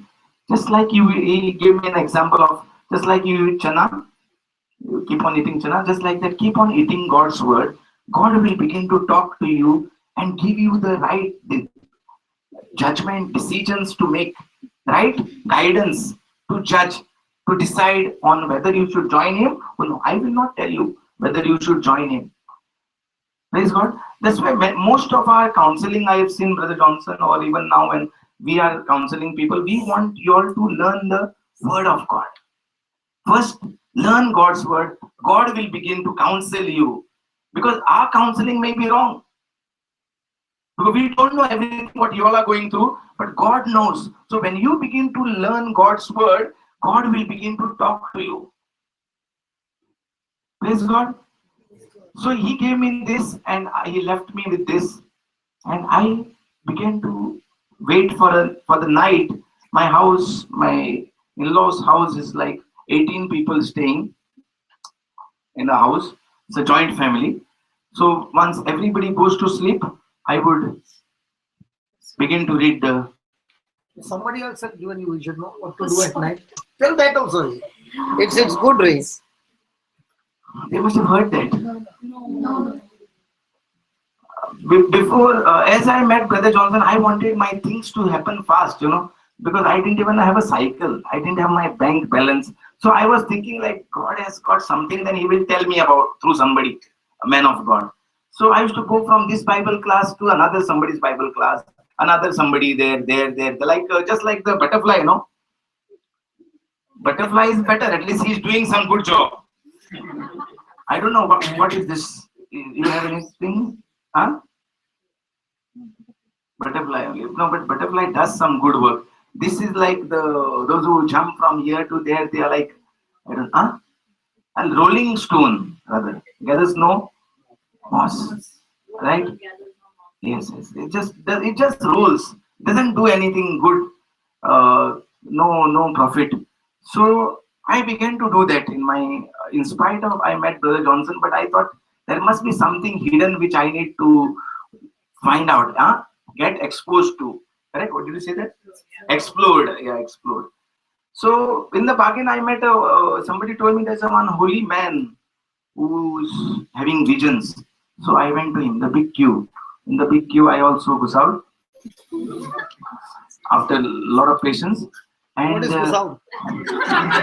and that man took a big cross and put it from right from the top to bottom, and then he kept on telling me few things like don't eat Chinese or don't eat pork, uh, and then he gave me some salt, gave me some water, which is holy water, which is good. Give me some less salt, and he said, just put it all over your house. So I took it. Every time it is getting over, put some more salt in that, multiply it, and put on salt. So now 18 people in the family in the house, if they are sleeping, I am supposed to put the salt now.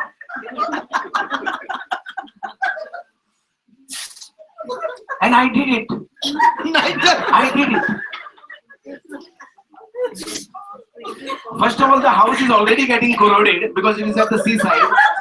And now it's a salty air and the salty water. And I am putting more salt in the house.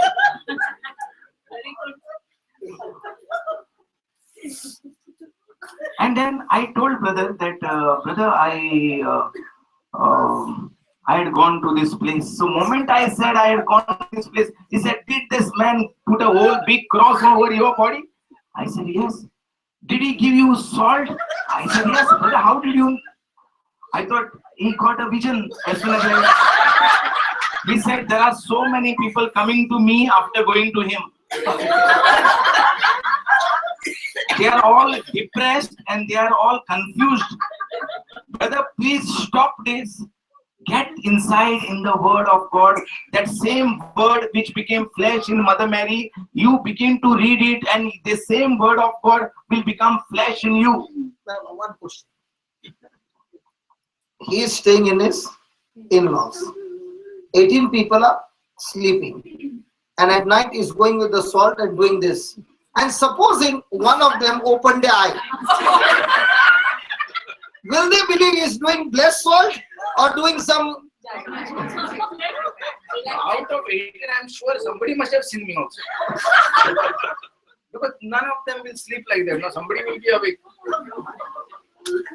And I had no good reputation in the family actually. First of all, I'm jobless. Not ready to go to work. So these things were already, everybody was having a question, when is he going to Dubai? When is he going back to Kuwait? Why is he not working? But how no, brother? Nobody is feeling sorry for you. They are all laughing at me. No, this is about my salt. We got to check about our words. What words are we throwing in the family? My 18 people were sleeping. Your 18 people must be awake when you are throwing your words. Some words must be falling on the husband, some on the children, some on the mother, some on the...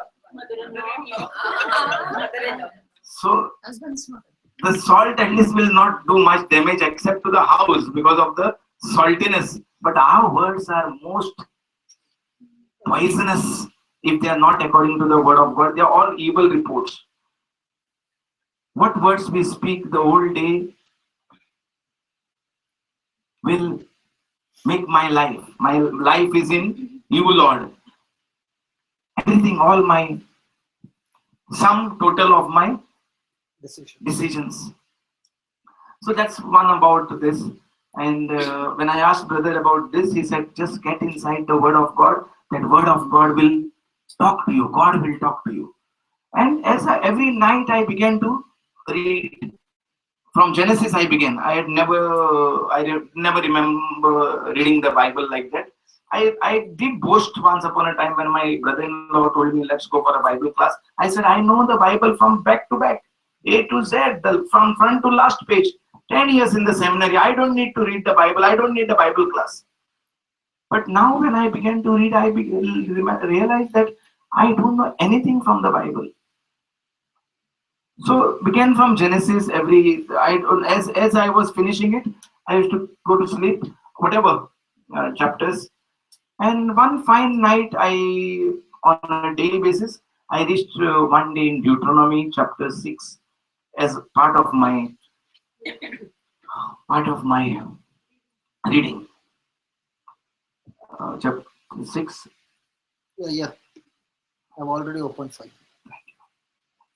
Yeah, I'll just go to the verse from 4. Hear, O Israel. Israel, Brother Johnson also said, who were the Israelites? Israelites had a covenant with God. Now again, God is talking to us because we are baptized, correct? We also have made a covenant with God. I just received a call 2 days back from US early morning. I think that was a late night there to sleep, right? And this lady said, I married and I was married, but to a Nigerian, and that person just left me and gone. He abused me and this and that, she said. And I think he has done black magic. His family has done black magic, and I'm going through problems. So I was wondering. I said, Lord, what do I say to this? So I asked her, are you baptized? She said, yes, I'm baptized. Also, I am born again. I said, what does it mean? I'm baptized. When I was Catholic, I was born Catholic. I was baptized by my mother, and then again I met some other believer brothers, and again I got baptized. It's called born again. I said, I salute you. You got double baptism. Praise God. Then I said, have you seen an ant? She said, yes. Have you seen a cockroach? She said, yes.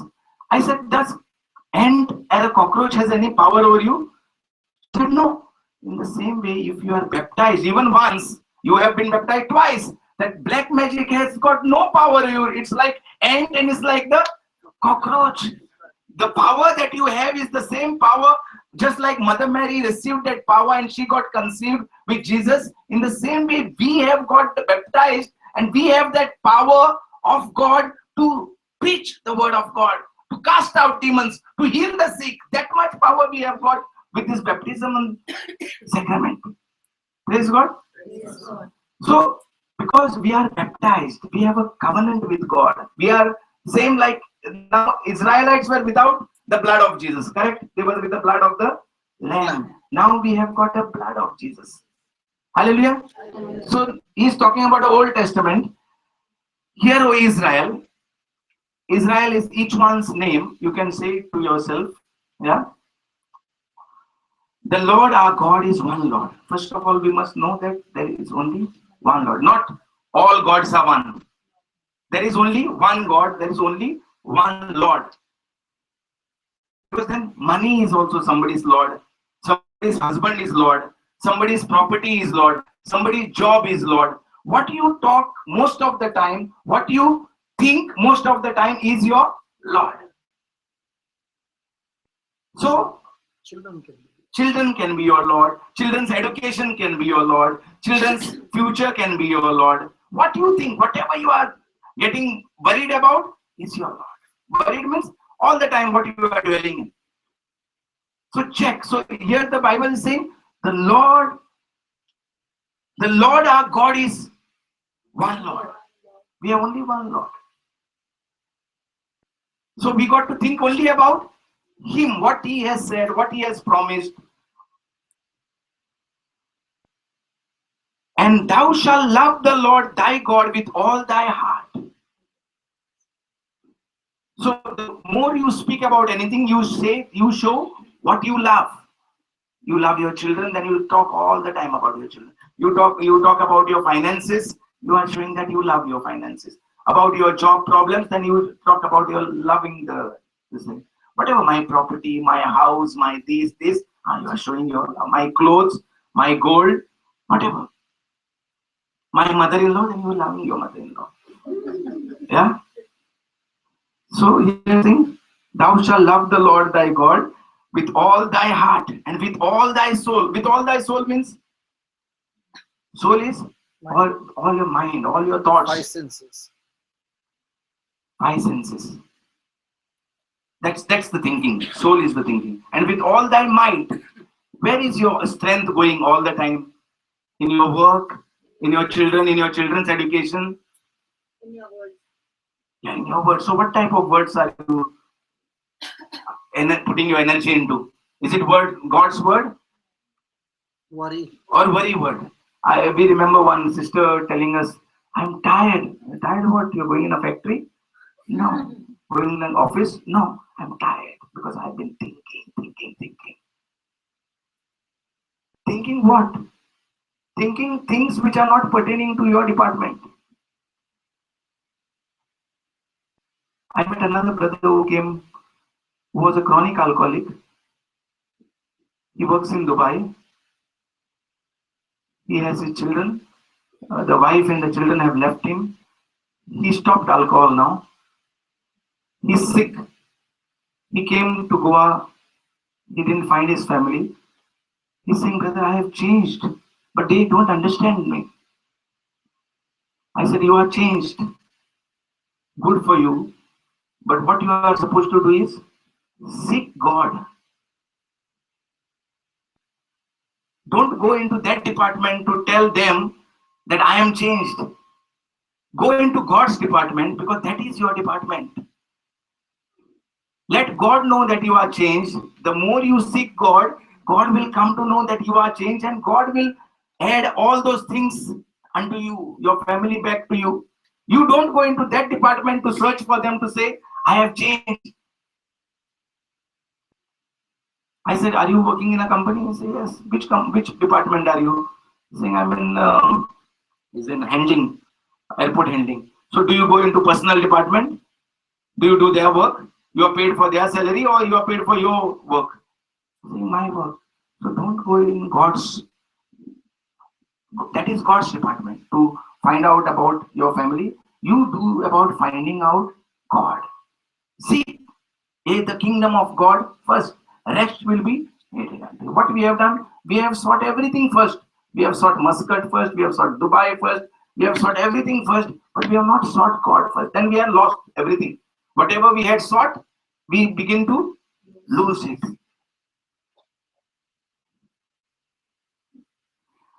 And thou shalt teach them diligently, with thy might. So use your might for God's word. Don't use your might to what she said, what he said, why this thing happened, why that thing happened. It should have been like this. So that is like you are taking a weight of unnecessary. Yesterday again the Holy Spirit gave me a beautiful thing, brother. I asked my wife, if I put my feet upon your feet, both the side, will you be able to take my weight? Will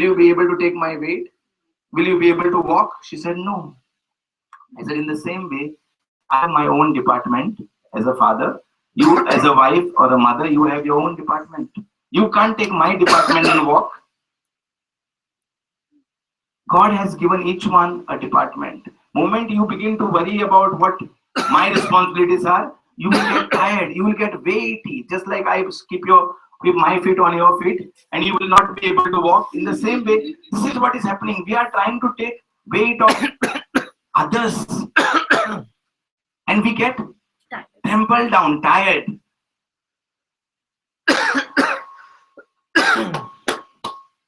And these words which I command thee this day, and these words means my promises which I am commanding. Command is an option or a command. So God is saying, I am commanding. These words are commanding, but we are shooting our commands, and God's words we are keeping as options. But He is saying, I am commanding. I command thee this day shall be in thy heart. Where they shall be? God's word. And what is in our heart usually? Is God's word in our heart or all other words are in our heart? He is commanding His words to be in our heart.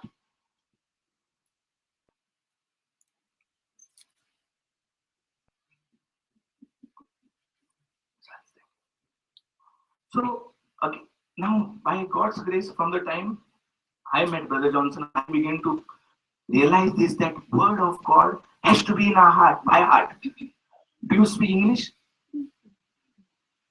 Yeah, all of you? Yes. Yeah. Without ABCD, can one speak English? So, where is ABCD? Is it by heart or is it just, it is by heart? What was the process of learning it by heart? Was there a process? Did we go through? You won't know. You will know through your children when they are going to school. Is there a process of learning? A for apple. Is it said in the mind or is it said loudly? Is it repeatedly said again and again for quite a month or a few days or a month?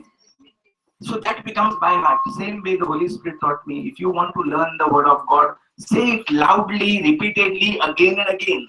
That's why we, I don't know, Muscat, whether you are following this formula, 10 times in the morning, 10 times in the afternoon, 10 times in the evening, 10 times in the night.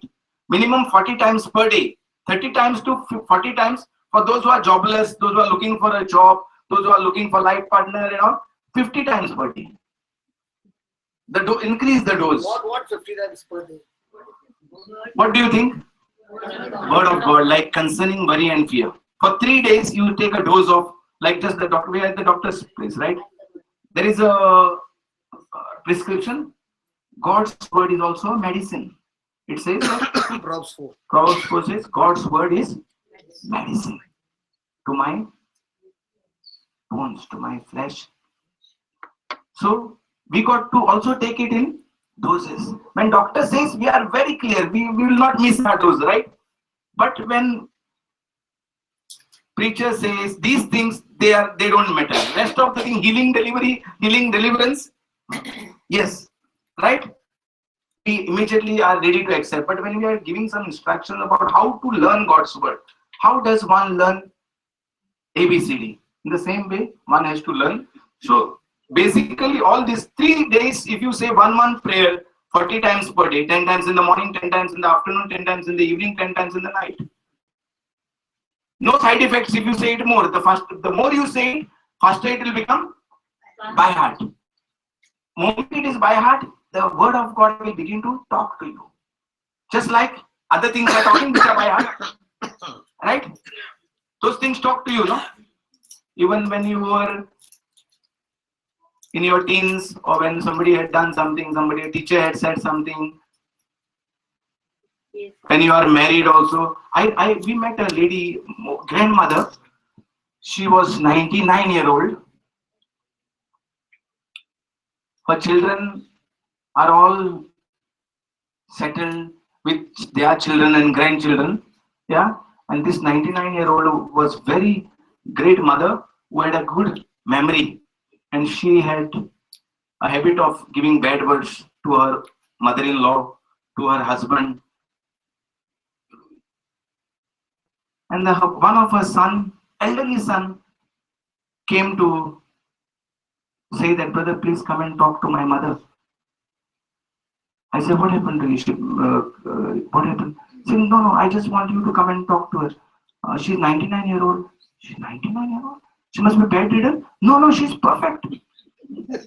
Well, then why you want me to come? She's just giving bad words. So I said, what I will do? No, you come, brother, you talk to her. So I went with my wife and 5 children. I have 5 children. Yeah. So we began to make her marry first. And then slowly, Holy Spirit guided us to talk to her and ask her, so you got love marriage or how you got married and this. So I asked her son first, so where is your mother? Where is the mother-in-law of your mother? So she's dead. She's dead and she's still giving galis. So yeah, and what about your daddy? He's also dead. She's still giving bad words to the... Well, God had a nice this thing with us, and she began to... we made her to repeat, thank you, Jesus. Because we made her aware that without her getting, if she had no mother-in-law, she wouldn't have got a husband, and if there was no husband, she wouldn't have had those beautiful children that she has had, which are all settled, and children, and great-grandchildren she has got. Okay, all that she remembers, number of the grandchildren, all that sharp. She remembers for her marriage, what was given, how much money was asked by the mother-in-law, how much dosh was asked, how much bibik was asked, everything, ball, everything she remembers. I remember that ball. Everything she remembers. So sharp memory by heart. That's what I'm saying. But the word of God she had known by heart.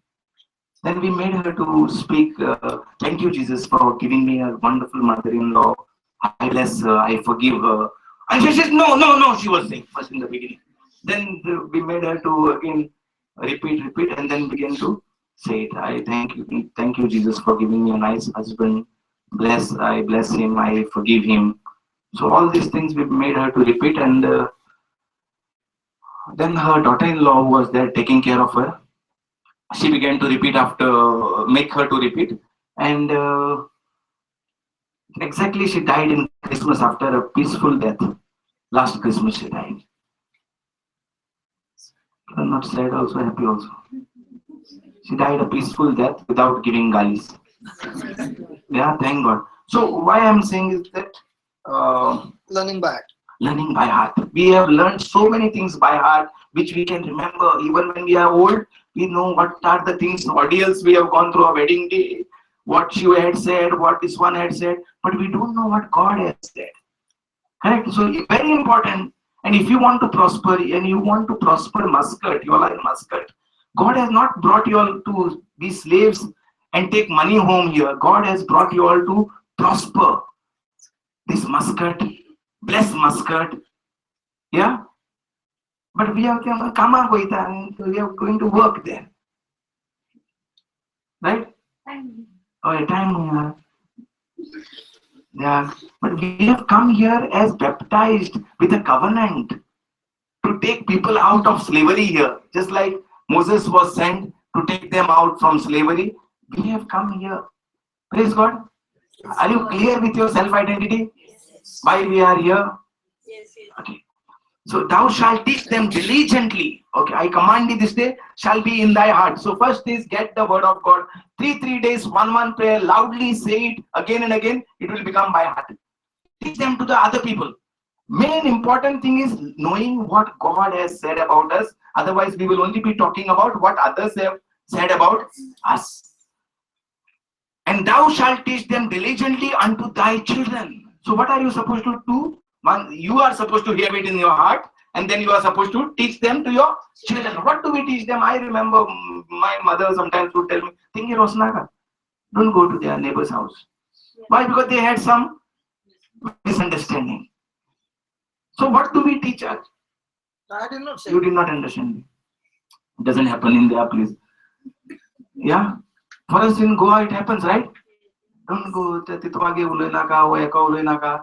Correct? Things up Dinaga. My mother is a good mother actually. But sometimes because of this, they don't know what they have.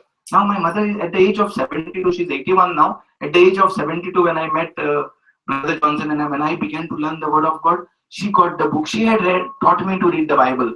She had taught me to read Konkani. That's why if I am able to speak in Konkani or translate in Konkani, God bless her. She's 81 now. At the age of 72, she got the book in Konkani and she began to learn it by heart, and she learned all the 4 prayers by heart at the age of 72. And my little child at the age of 2.5, when the first time when I started learning it by heart, my 2.5-year-old girl, she picked up and she learned it by heart. So I have got no excuse for anyone. I know both the small children till the old age, people can learn it by heart. And now your mother got healed of everything. Yeah, mother was in depression. As I said little about my family, about my father, she should have been in depression and died. But how the word of God came back to her and how it has changed her. She's wonderfully healthy, wealthy, old, with peace now. Traveling by bus all the way from, if you know that side, Bonda, Shiroda. From Shiroda to Kalanpur, she comes by bus for the retreat. Then she stays with us for 3 days for the retreat and goes back again at the age of 81. And when we are 60 only, yeah, we can't climb the buses because we are in the AC traveling, all the time. Achha, she had a lump. One day she told me, I had a lump.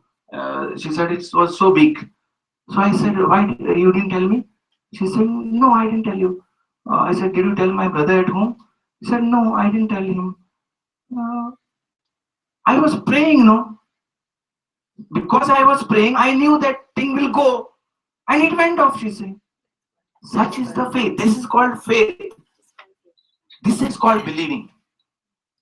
Otherwise, the prayer, what we were saying before, was prayer without faith. Now, when she says the prayer, she knows that if this sickness has come, it has come to get out from her body, because she is saying, my body is the body of Christ.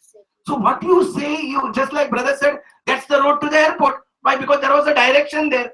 I thought this guy knows about Oman just like that. You see, he's saying, no, brother, I just saw the board. So, in the same way, when we see I am the body of Christ, what do we see in that? We can see still diabetes. We can still see what doctor has said. When we see I am the body of Christ board, what are we seeing? Am I healthy? Am I healed? Why am I still talking about what doctor has said? This is very important. Omani government board, we are ready to believe, but what God has said becomes very difficult for us to believe. Keep us in prayer, but keep us in prayer.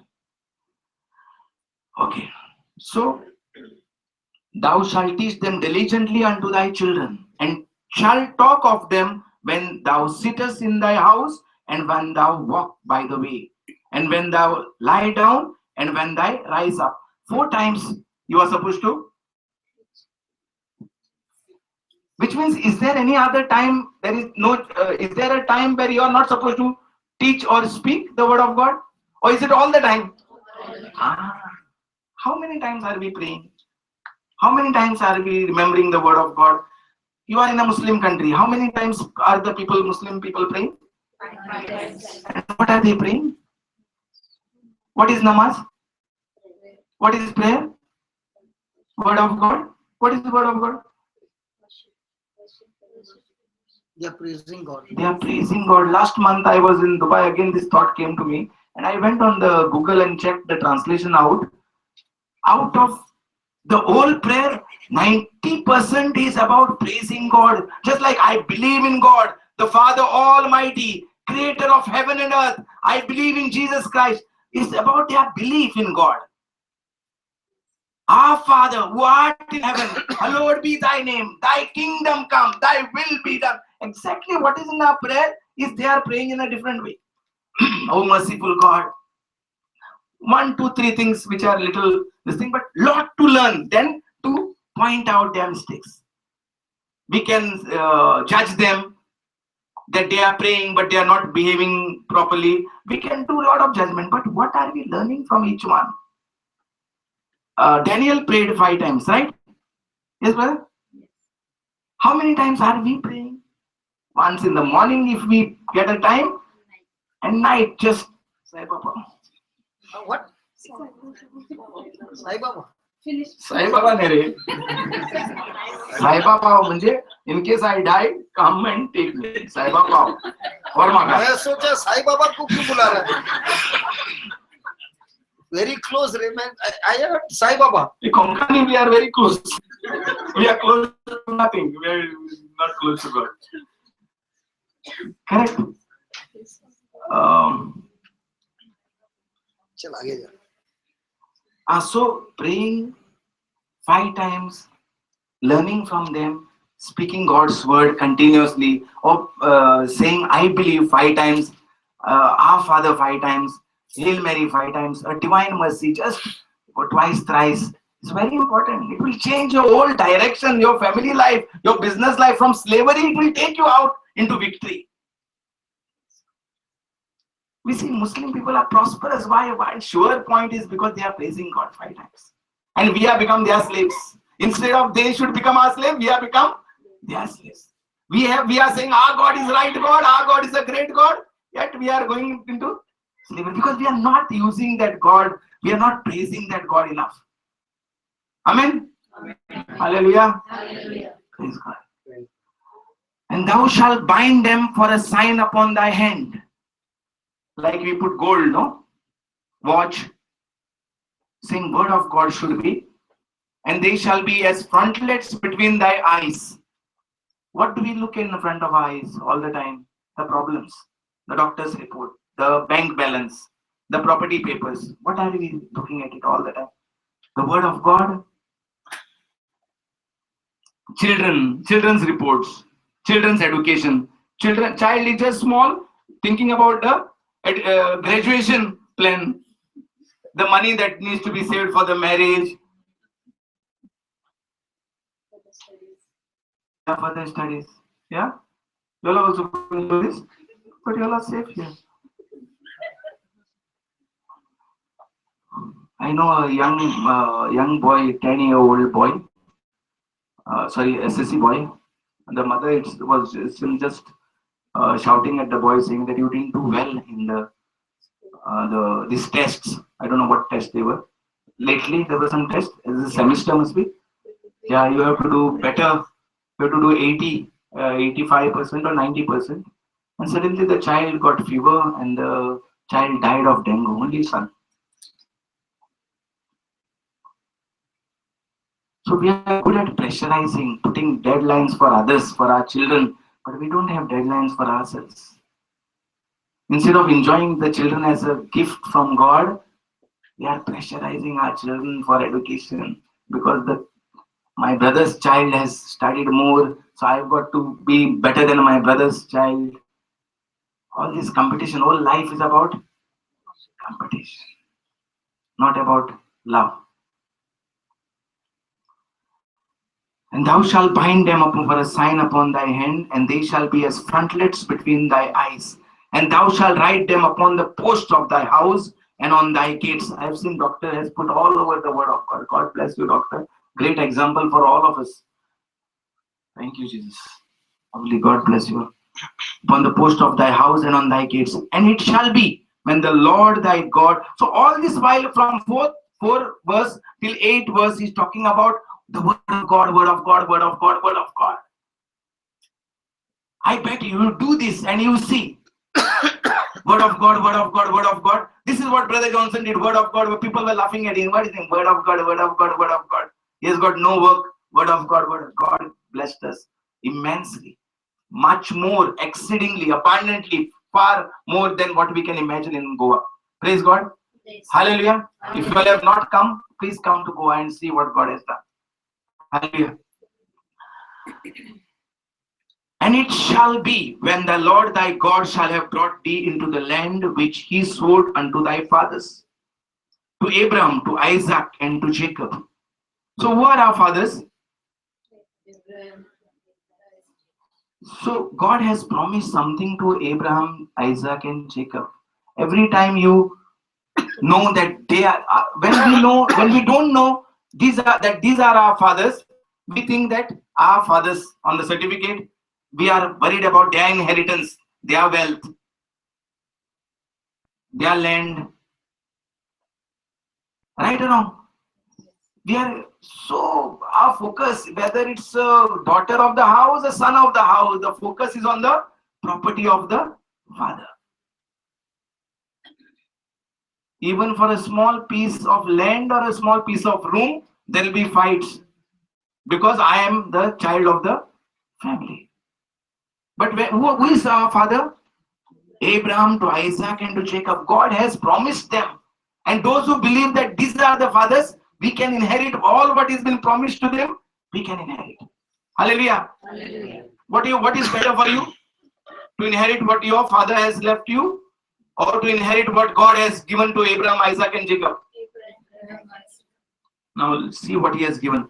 To give you great and goodly cities. What he has promised them? To give them great and goodly cities, which thou buildest not, means which you have not built. Great cities, great and goodly cities, which you have not built, and houses full of some good things, All good. houses full, or houses empty of all good things. Houses full of all good things, which thou fill not. Wells dig, yeah, which you have not dug. Vineyards and olive trees, which you have not planted. When thou shalt have eaten and be full, then beware lest you forget the Lord, which brought you forth out of the land of Egypt, from the house of bondage. Okay, just go, brother. 11,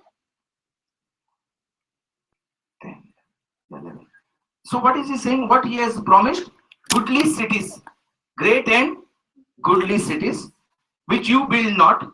Okay, houses full of all good things, which you fill not. So I began to read this at that time. I said, my God, what is God talking about?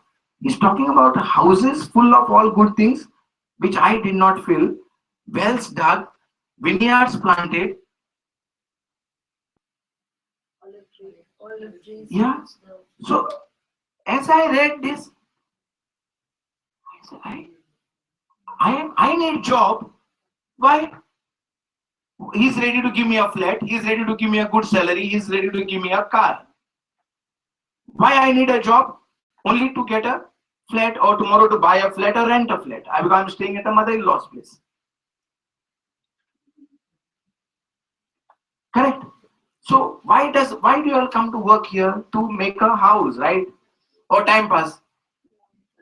So everybody comes to here so that I can build a house down in Goa. I can fill it up with sofa and a fridge and everything, washing machine, correct? TV, beds, sofas, correct? To fill up all those things, we work, na? So I said, I'm supposed to take up the job because I will be able to buy a house, fill up my house. But here God is saying, if you only do word of God, word of God, word of God, word of God, I am going to give you houses full of good things, which you filled not, wells dug, which you did not dig, vineyards and olive trees, which you did not. My wife was sleeping just like that on the ground. She was sitting. She was about 6 months pregnant with the second baby. I'm jobless with the first child, and second baby is on the way. And my wife is sleeping, and I'm sitting and reading, and she's sitting and sleeping because she had to go for the bathroom again and again. So I wake her up. I said, see, look at this, look at this, look at this. If you only obey God's word, God is saying, I will bless you with goodly cities, with houses built, which we did not build, with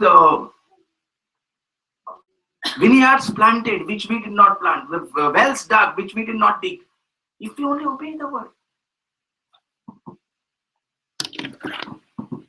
If we only obey the word, God is ready to give us everything. What you say?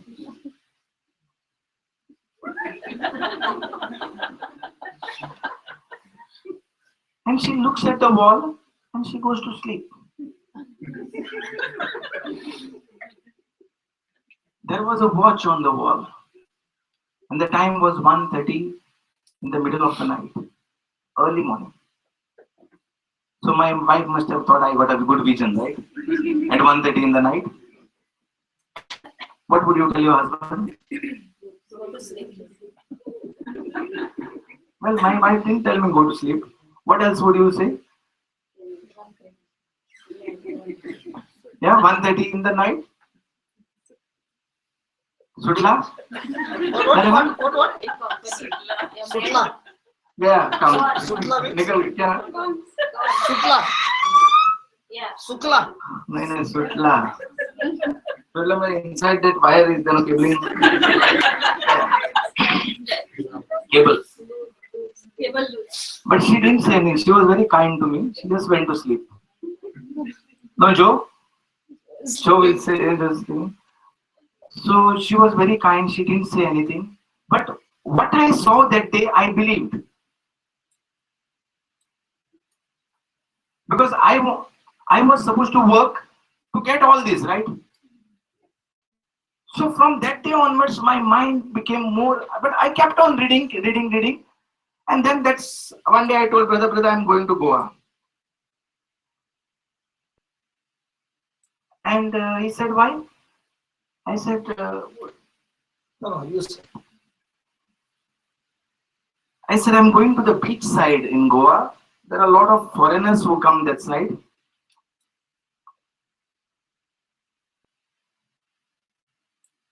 God has kept me wealth that side.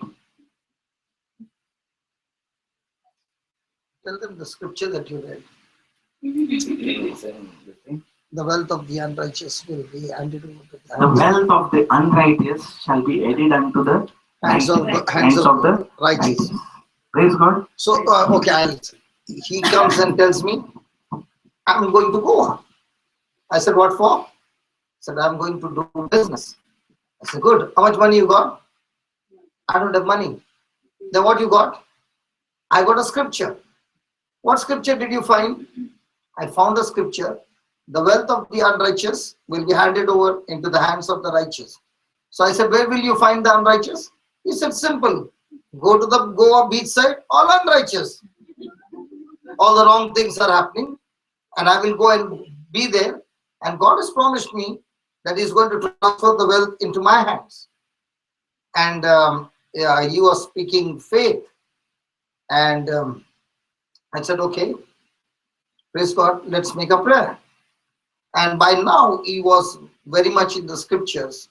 And I said, listen, even if you're going there, the Lord is with you. And as long as you have got the word, God will make a way which is beyond our imagination. And that's how he landed up in Goa with this scripture, that God is going to make him prosperous. So that's what he promises. And all that he has to do every day is be obedient to God's word. Praise God. And when you actually become a doer of the word more and more, people look at you as if you've gone crazy, as if there's something, so you're absolutely mad. But looking at my life, looking at the manifestation that was happening in our life during that time, he said, brother, if God has said this, I'm going to believe it, and I'm going. And that's how we landed up in Goa. Praise God. Hallelujah. So many things happened there. My wife, who after the delivery suddenly died, through the word of God came back to life. After Brother Johnson taught me about Mark 5 verse 28, right? That a woman with a bleeding, how my wife began to bleed after the 10th day of her delivery of the same child, and how she was serious, and doctors 5 verse 28. If I only touch his cloak, I shall be healed. That scripture. I'll tell you just one thing. The word became flesh, right? Do we say the angelus? Yes. And the word became flesh. So Brother Johnson told me that woman touched the cloak. Here the Bible is saying the word became flesh in Mother Mary. So you are having the word. Touch the word and tell Jesus, I'm not touching your cloak, I'm touching you. Because the word had become flesh in Mother Mary, I'm touching you. And right now, me and my wife, we are no longer two but one. She was in Bombay, but because your word says therefore When they are when married, they are married, they are no longer two but one. Therefore, as I touch, I believe the power is flowing and healing my wife in Bombay. This is what he gave me, and he said, start praising God, your wife is completely healed. There, I had no money. Supernaturally, the money came in without asking. This happened again 12:30 in the night when my wife became serious. I got a call and I spoke to Brother Johnson. 1:30, I was supposed to take the flight to go to Bombay. At that time when I called, she was still bleeding. The uncle said, third bottle is on. 5 bottles were required of blood in the night. Third bottle is on. Doctors are waiting to take her to another hospital. These were the 3 cases, 3 things. She's still bleeding. Third bottle of blood is going inside now, and doctor's condition is deteriorating, and she needs to be shifted to another hospital. By the time I said, I just began to say, praise God, praise God. Every negative words which were coming, I was saying, praise God, praise God. And as I began to praise God, I reached there, 3 o'clock Divine Mercy time. As I began to say the Divine Mercy, by the time I reached the hospital, she was completely perfectly healed with no, not a single Needle. needle on her body which was before that. Praise God. So God did great and mighty things. We shifted from one house to another house, second house to third house to fourth house to fifth house to sixth house. During this all these 12 years, from my wife joined me with the two children, and then God blessed us with the third one. Then God blessed us with the twins. Yeah. So 5 children and 6 houses we were shifting because we didn't have a house of our own. But something beautiful happened during this time. Life is about taking opportunity. Now you can take opportunity to take advantage of somebody, or you can take opportunity to help somebody. Correct, brother? You with me? Correct me, huh? There are opportunities in our life. Everywhere we go, on the road, in the church, in the family, we have different opportunities. Either we can take advantage in that opportunity, or we can give service in that opportunity. I found Mother Teresa sisters at 12 o'clock in the night in GMC. I had gone with one of our alcoholic brother to admit, and as we were coming, I saw Mother Teresa sisters waiting outside to go. It was raining, so I asked sister, "Do you want me to call your driver?"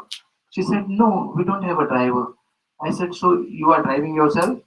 She said, "No, we don't have a car. Night time, we don't have a driver." So I asked, "How will you go?" She said, "We'll take a rickshaw and go from GMC Bambolin to Panjim. They have to go."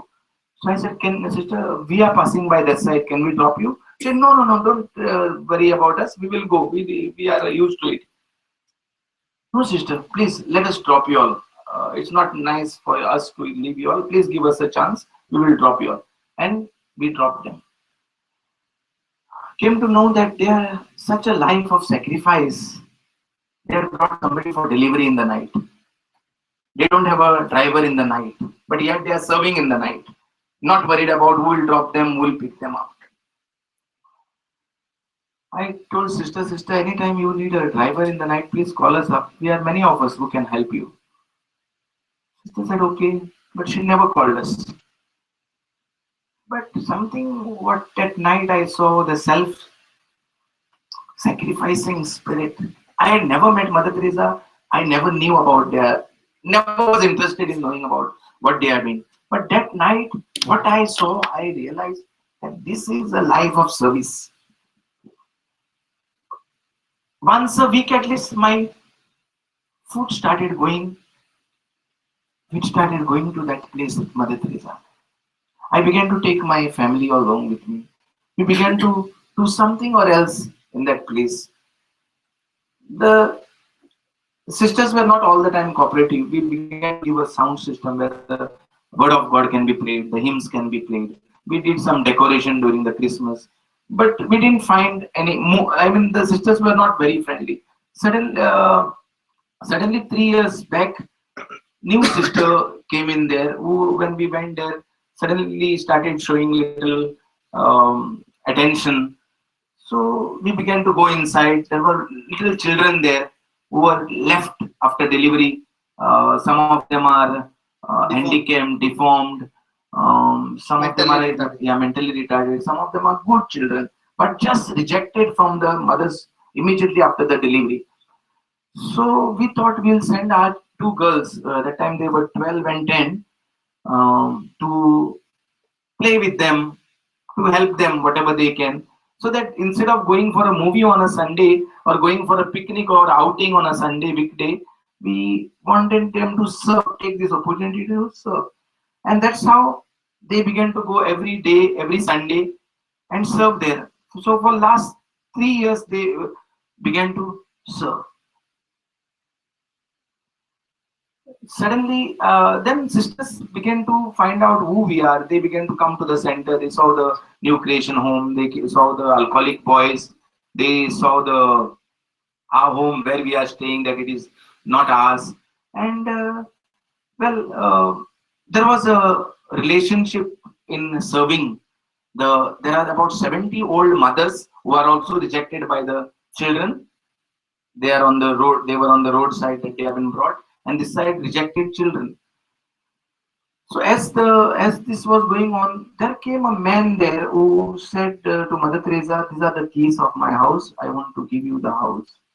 And they thought about it, and they saw that it's a house which is not for them. But It's a high-tech house. it's a too good house which they don't want to stay with, and they said we don't want the house. So that person was very shocked and alarmed. I am trying to give you a gift and you are not taking it. Uh, but I want to give it. I want to give it, this man said.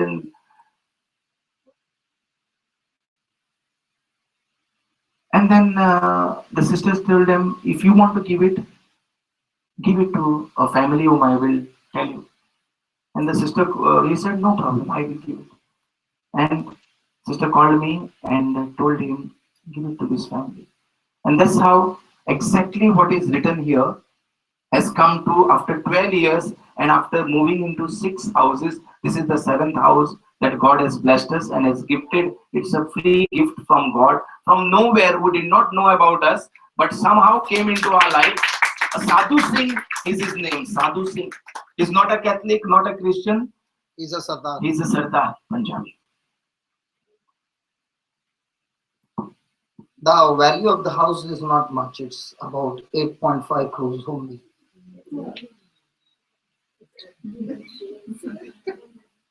It's, when we went and saw the house, it is the biggest house that none of us in the ministry have, that God blessed us. Praise God. Hallelujah. Hallelujah. What looked to be foolish and what we were discussing and Alred was, whenever there is a testimony, we try to break the testimony to see how did this happen. And we found one thing, a secret we found, that if a person is going and serving at Mother Teresa's place, can you expect anything to get from there, or you expect everything to go from here?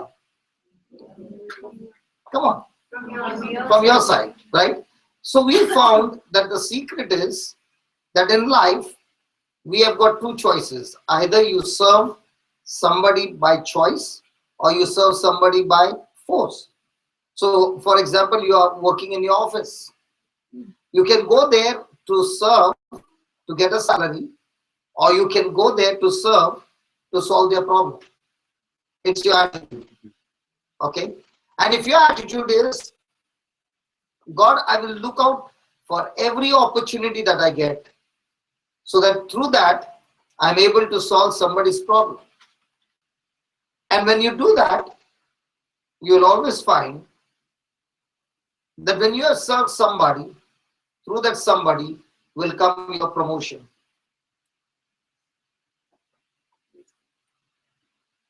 Hallelujah. Hallelujah. The quality of your service decides the timing of your promotion. Write that down. The quality of your service. The quality of your service decides the timing of your promotion.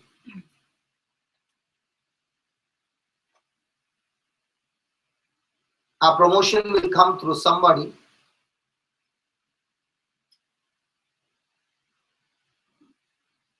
whom we have served before.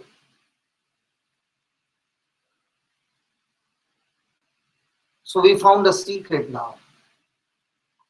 Our job is every day look out for opportunities. Sorry. Our job is to look out for to search for people who are in trouble, use our resources and solve their problem, and not expect anything in return. Now God decides after how many years that these very people will experience the blessing of God and come back and solve our problems. So we have seen it happen again and again and again in our lives, that People who came to help us were all such people who were once upon a time broken, shattered, in deep problems, and God used us with knowledge, with resources to solve their problem. Years went by, and those very people came back to us and solved our problem. So every day, what do we do? Every day, our only attitude is this. From the time you get up to the time you go to sleep, how can my life be a service to somebody and somebody's problem gets solved? What do you get in return? Nothing. But when the season comes that I'm in need, at that very moment, the breakthrough that will come is what a person cannot achieve in his lifetime. That kind of breakthrough will come when you follow God's instructions. And this has been happening again and again and again. And that's why we enjoy doing everything absolutely free. It's all about doing the service because we love Jesus. And when there is a service that you're doing only because you love Jesus, Jesus gives you visions, He gives you dreams, He gives you projects. And in all these projects, there is one thing common. Others have to be benefited. Any dream, any vision that we make, we do not see that we are the ones who are beneficial, but we see how can it bring a benefit to the kingdom. And once we are focused on that and we go step out in faith, we might not have the resources, we might not have the people, we might not have nothing. But as long as we are obedient to God's word, God will begin to do it supernaturally. And when we see it happen, at that time we are only saying, God, how true your word is. And that's why He's saying, a person without a vision will surely perish. Praise God. And remember, when you are a person who has made a vision, you are a definite threat to the devil. Because when you make a vision, it's going to bring tremendous, tremendous benefit in the kingdom of God, and it will destroy the kingdom of darkness. That's why God wants every one of us to make visions. Visions from what? From the word of God. For example, you can make a vision. Lord, you said, when I believe in you, these signs will follow me. In your name, Lord, I shall cast out demons. In your name, Lord, I shall speak in new tongues. In your name, Lord, when I pick up serpents or drink any deadly thing, it shall not harm me. Lord, in your name, when I lay hands on the sick, they shall recover. Lord, this is what you said. So I make a vision. Lord, you also said, when the word of God is being preached, the Lord was working with them. And the Lord confirmed the word that was being preached. So Lord, I make a vision from now on that every time I go and share the gospel of Christ to somebody, you will confirm what is being preached with accompanying signs and wonders. Now what did you do? You made a vision. You believed that vision. And now you're stepping out in faith. You will see those things manifest in your life. But if you're not making any vision and you're speaking, nothing's happening. God wants His children to make vision. God is glorified when you make those visions. Praise God. Yes. Hallelujah. Hallelujah. Hallelujah. Hallelujah. And this house is totally loaded and with all branded things. Praise God. And it's amazing. Shall we just close our eyes and make a prayer?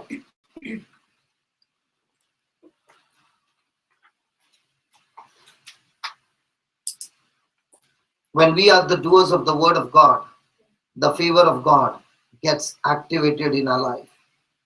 What a man cannot achieve in his lifetime, labor, favor can achieve in a single day. This brother of mine did not have a bank account. He did not have money to buy, but he had the word of God.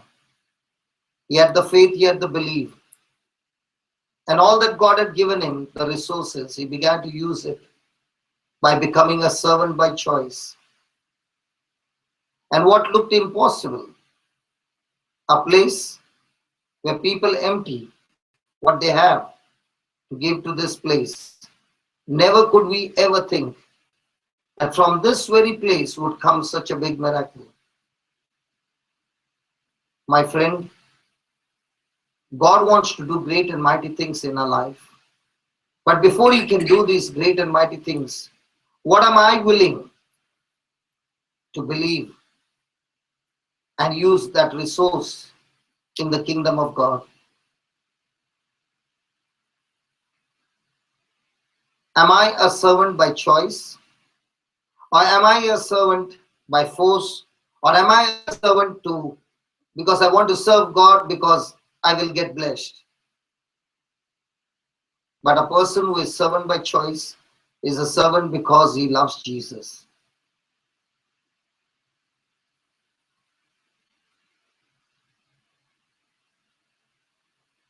Today we learned that God has given us a very powerful gift, a gift to make visions.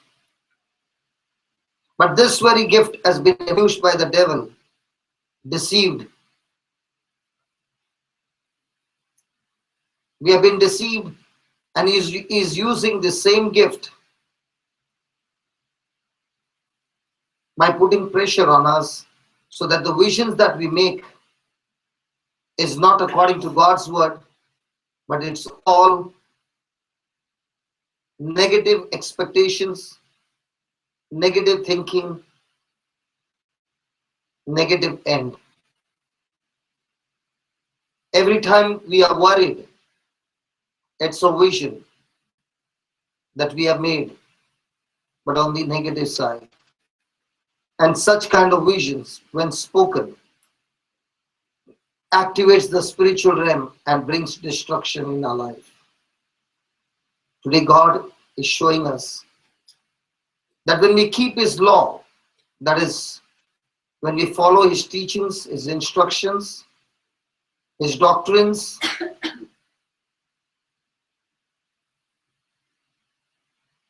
that doing the word will bring happiness and manifestation of that vision in our life.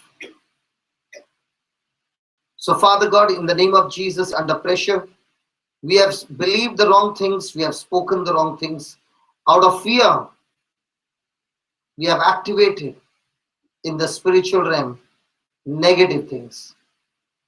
And those very things that were released are bringing forth manifestation in our life. And instead of things getting better, things are getting bitter and worse. So loving Father, under the anointing of the Holy Spirit, I speak, Almighty God, that in the name of Jesus, all those negative visions and words and belief and fear and unbelief be totally destroyed from our lives. And we release by faith, O Lord, new words of faith and confidence. We speak in the name of Jesus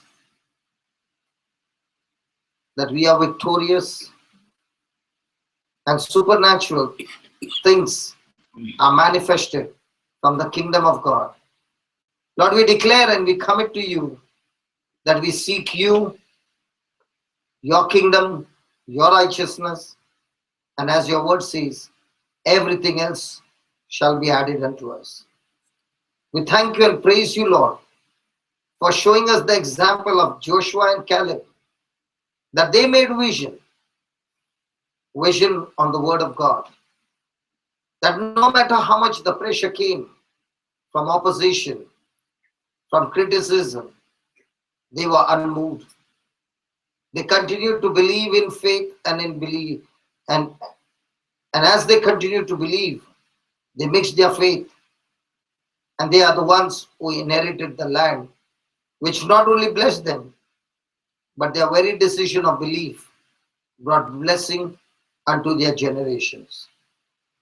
So Father, thank you for showing us this truth, and we believe, O Lord, that the stronghold of every lie of the devil has been destroyed. We thank you, Lord, that this truth has set us free. Lord, thank you that you said, when my word abides in you, you shall know the truth, and the truth will set you free. Lord, Thank you for the truth that you have revealed to us. We have changed our mind, renewed our mind, and we believe that our life will never be the same again. We are walking in victory by obeying the truth that comes from your word. Thank you and praise you for the testimony of my brother Alric. And Lord, in this testimony, let our focus not be the end result, but especially the process, that in spite of all the pressure, they continue to memorize the scripture, speak the scripture day and night, multiple times, and that incorruptible seed, which is the word, brought forth the miracle from the spiritual to the natural. In Jesus' name. Amen. Praise God. Praise God. So we take a small break. I think today's break was late. Late by how long? Half an hour? What's the time? Three. Is it 3 o'clock? No. Praise God. Okay, we take a break and we come back again.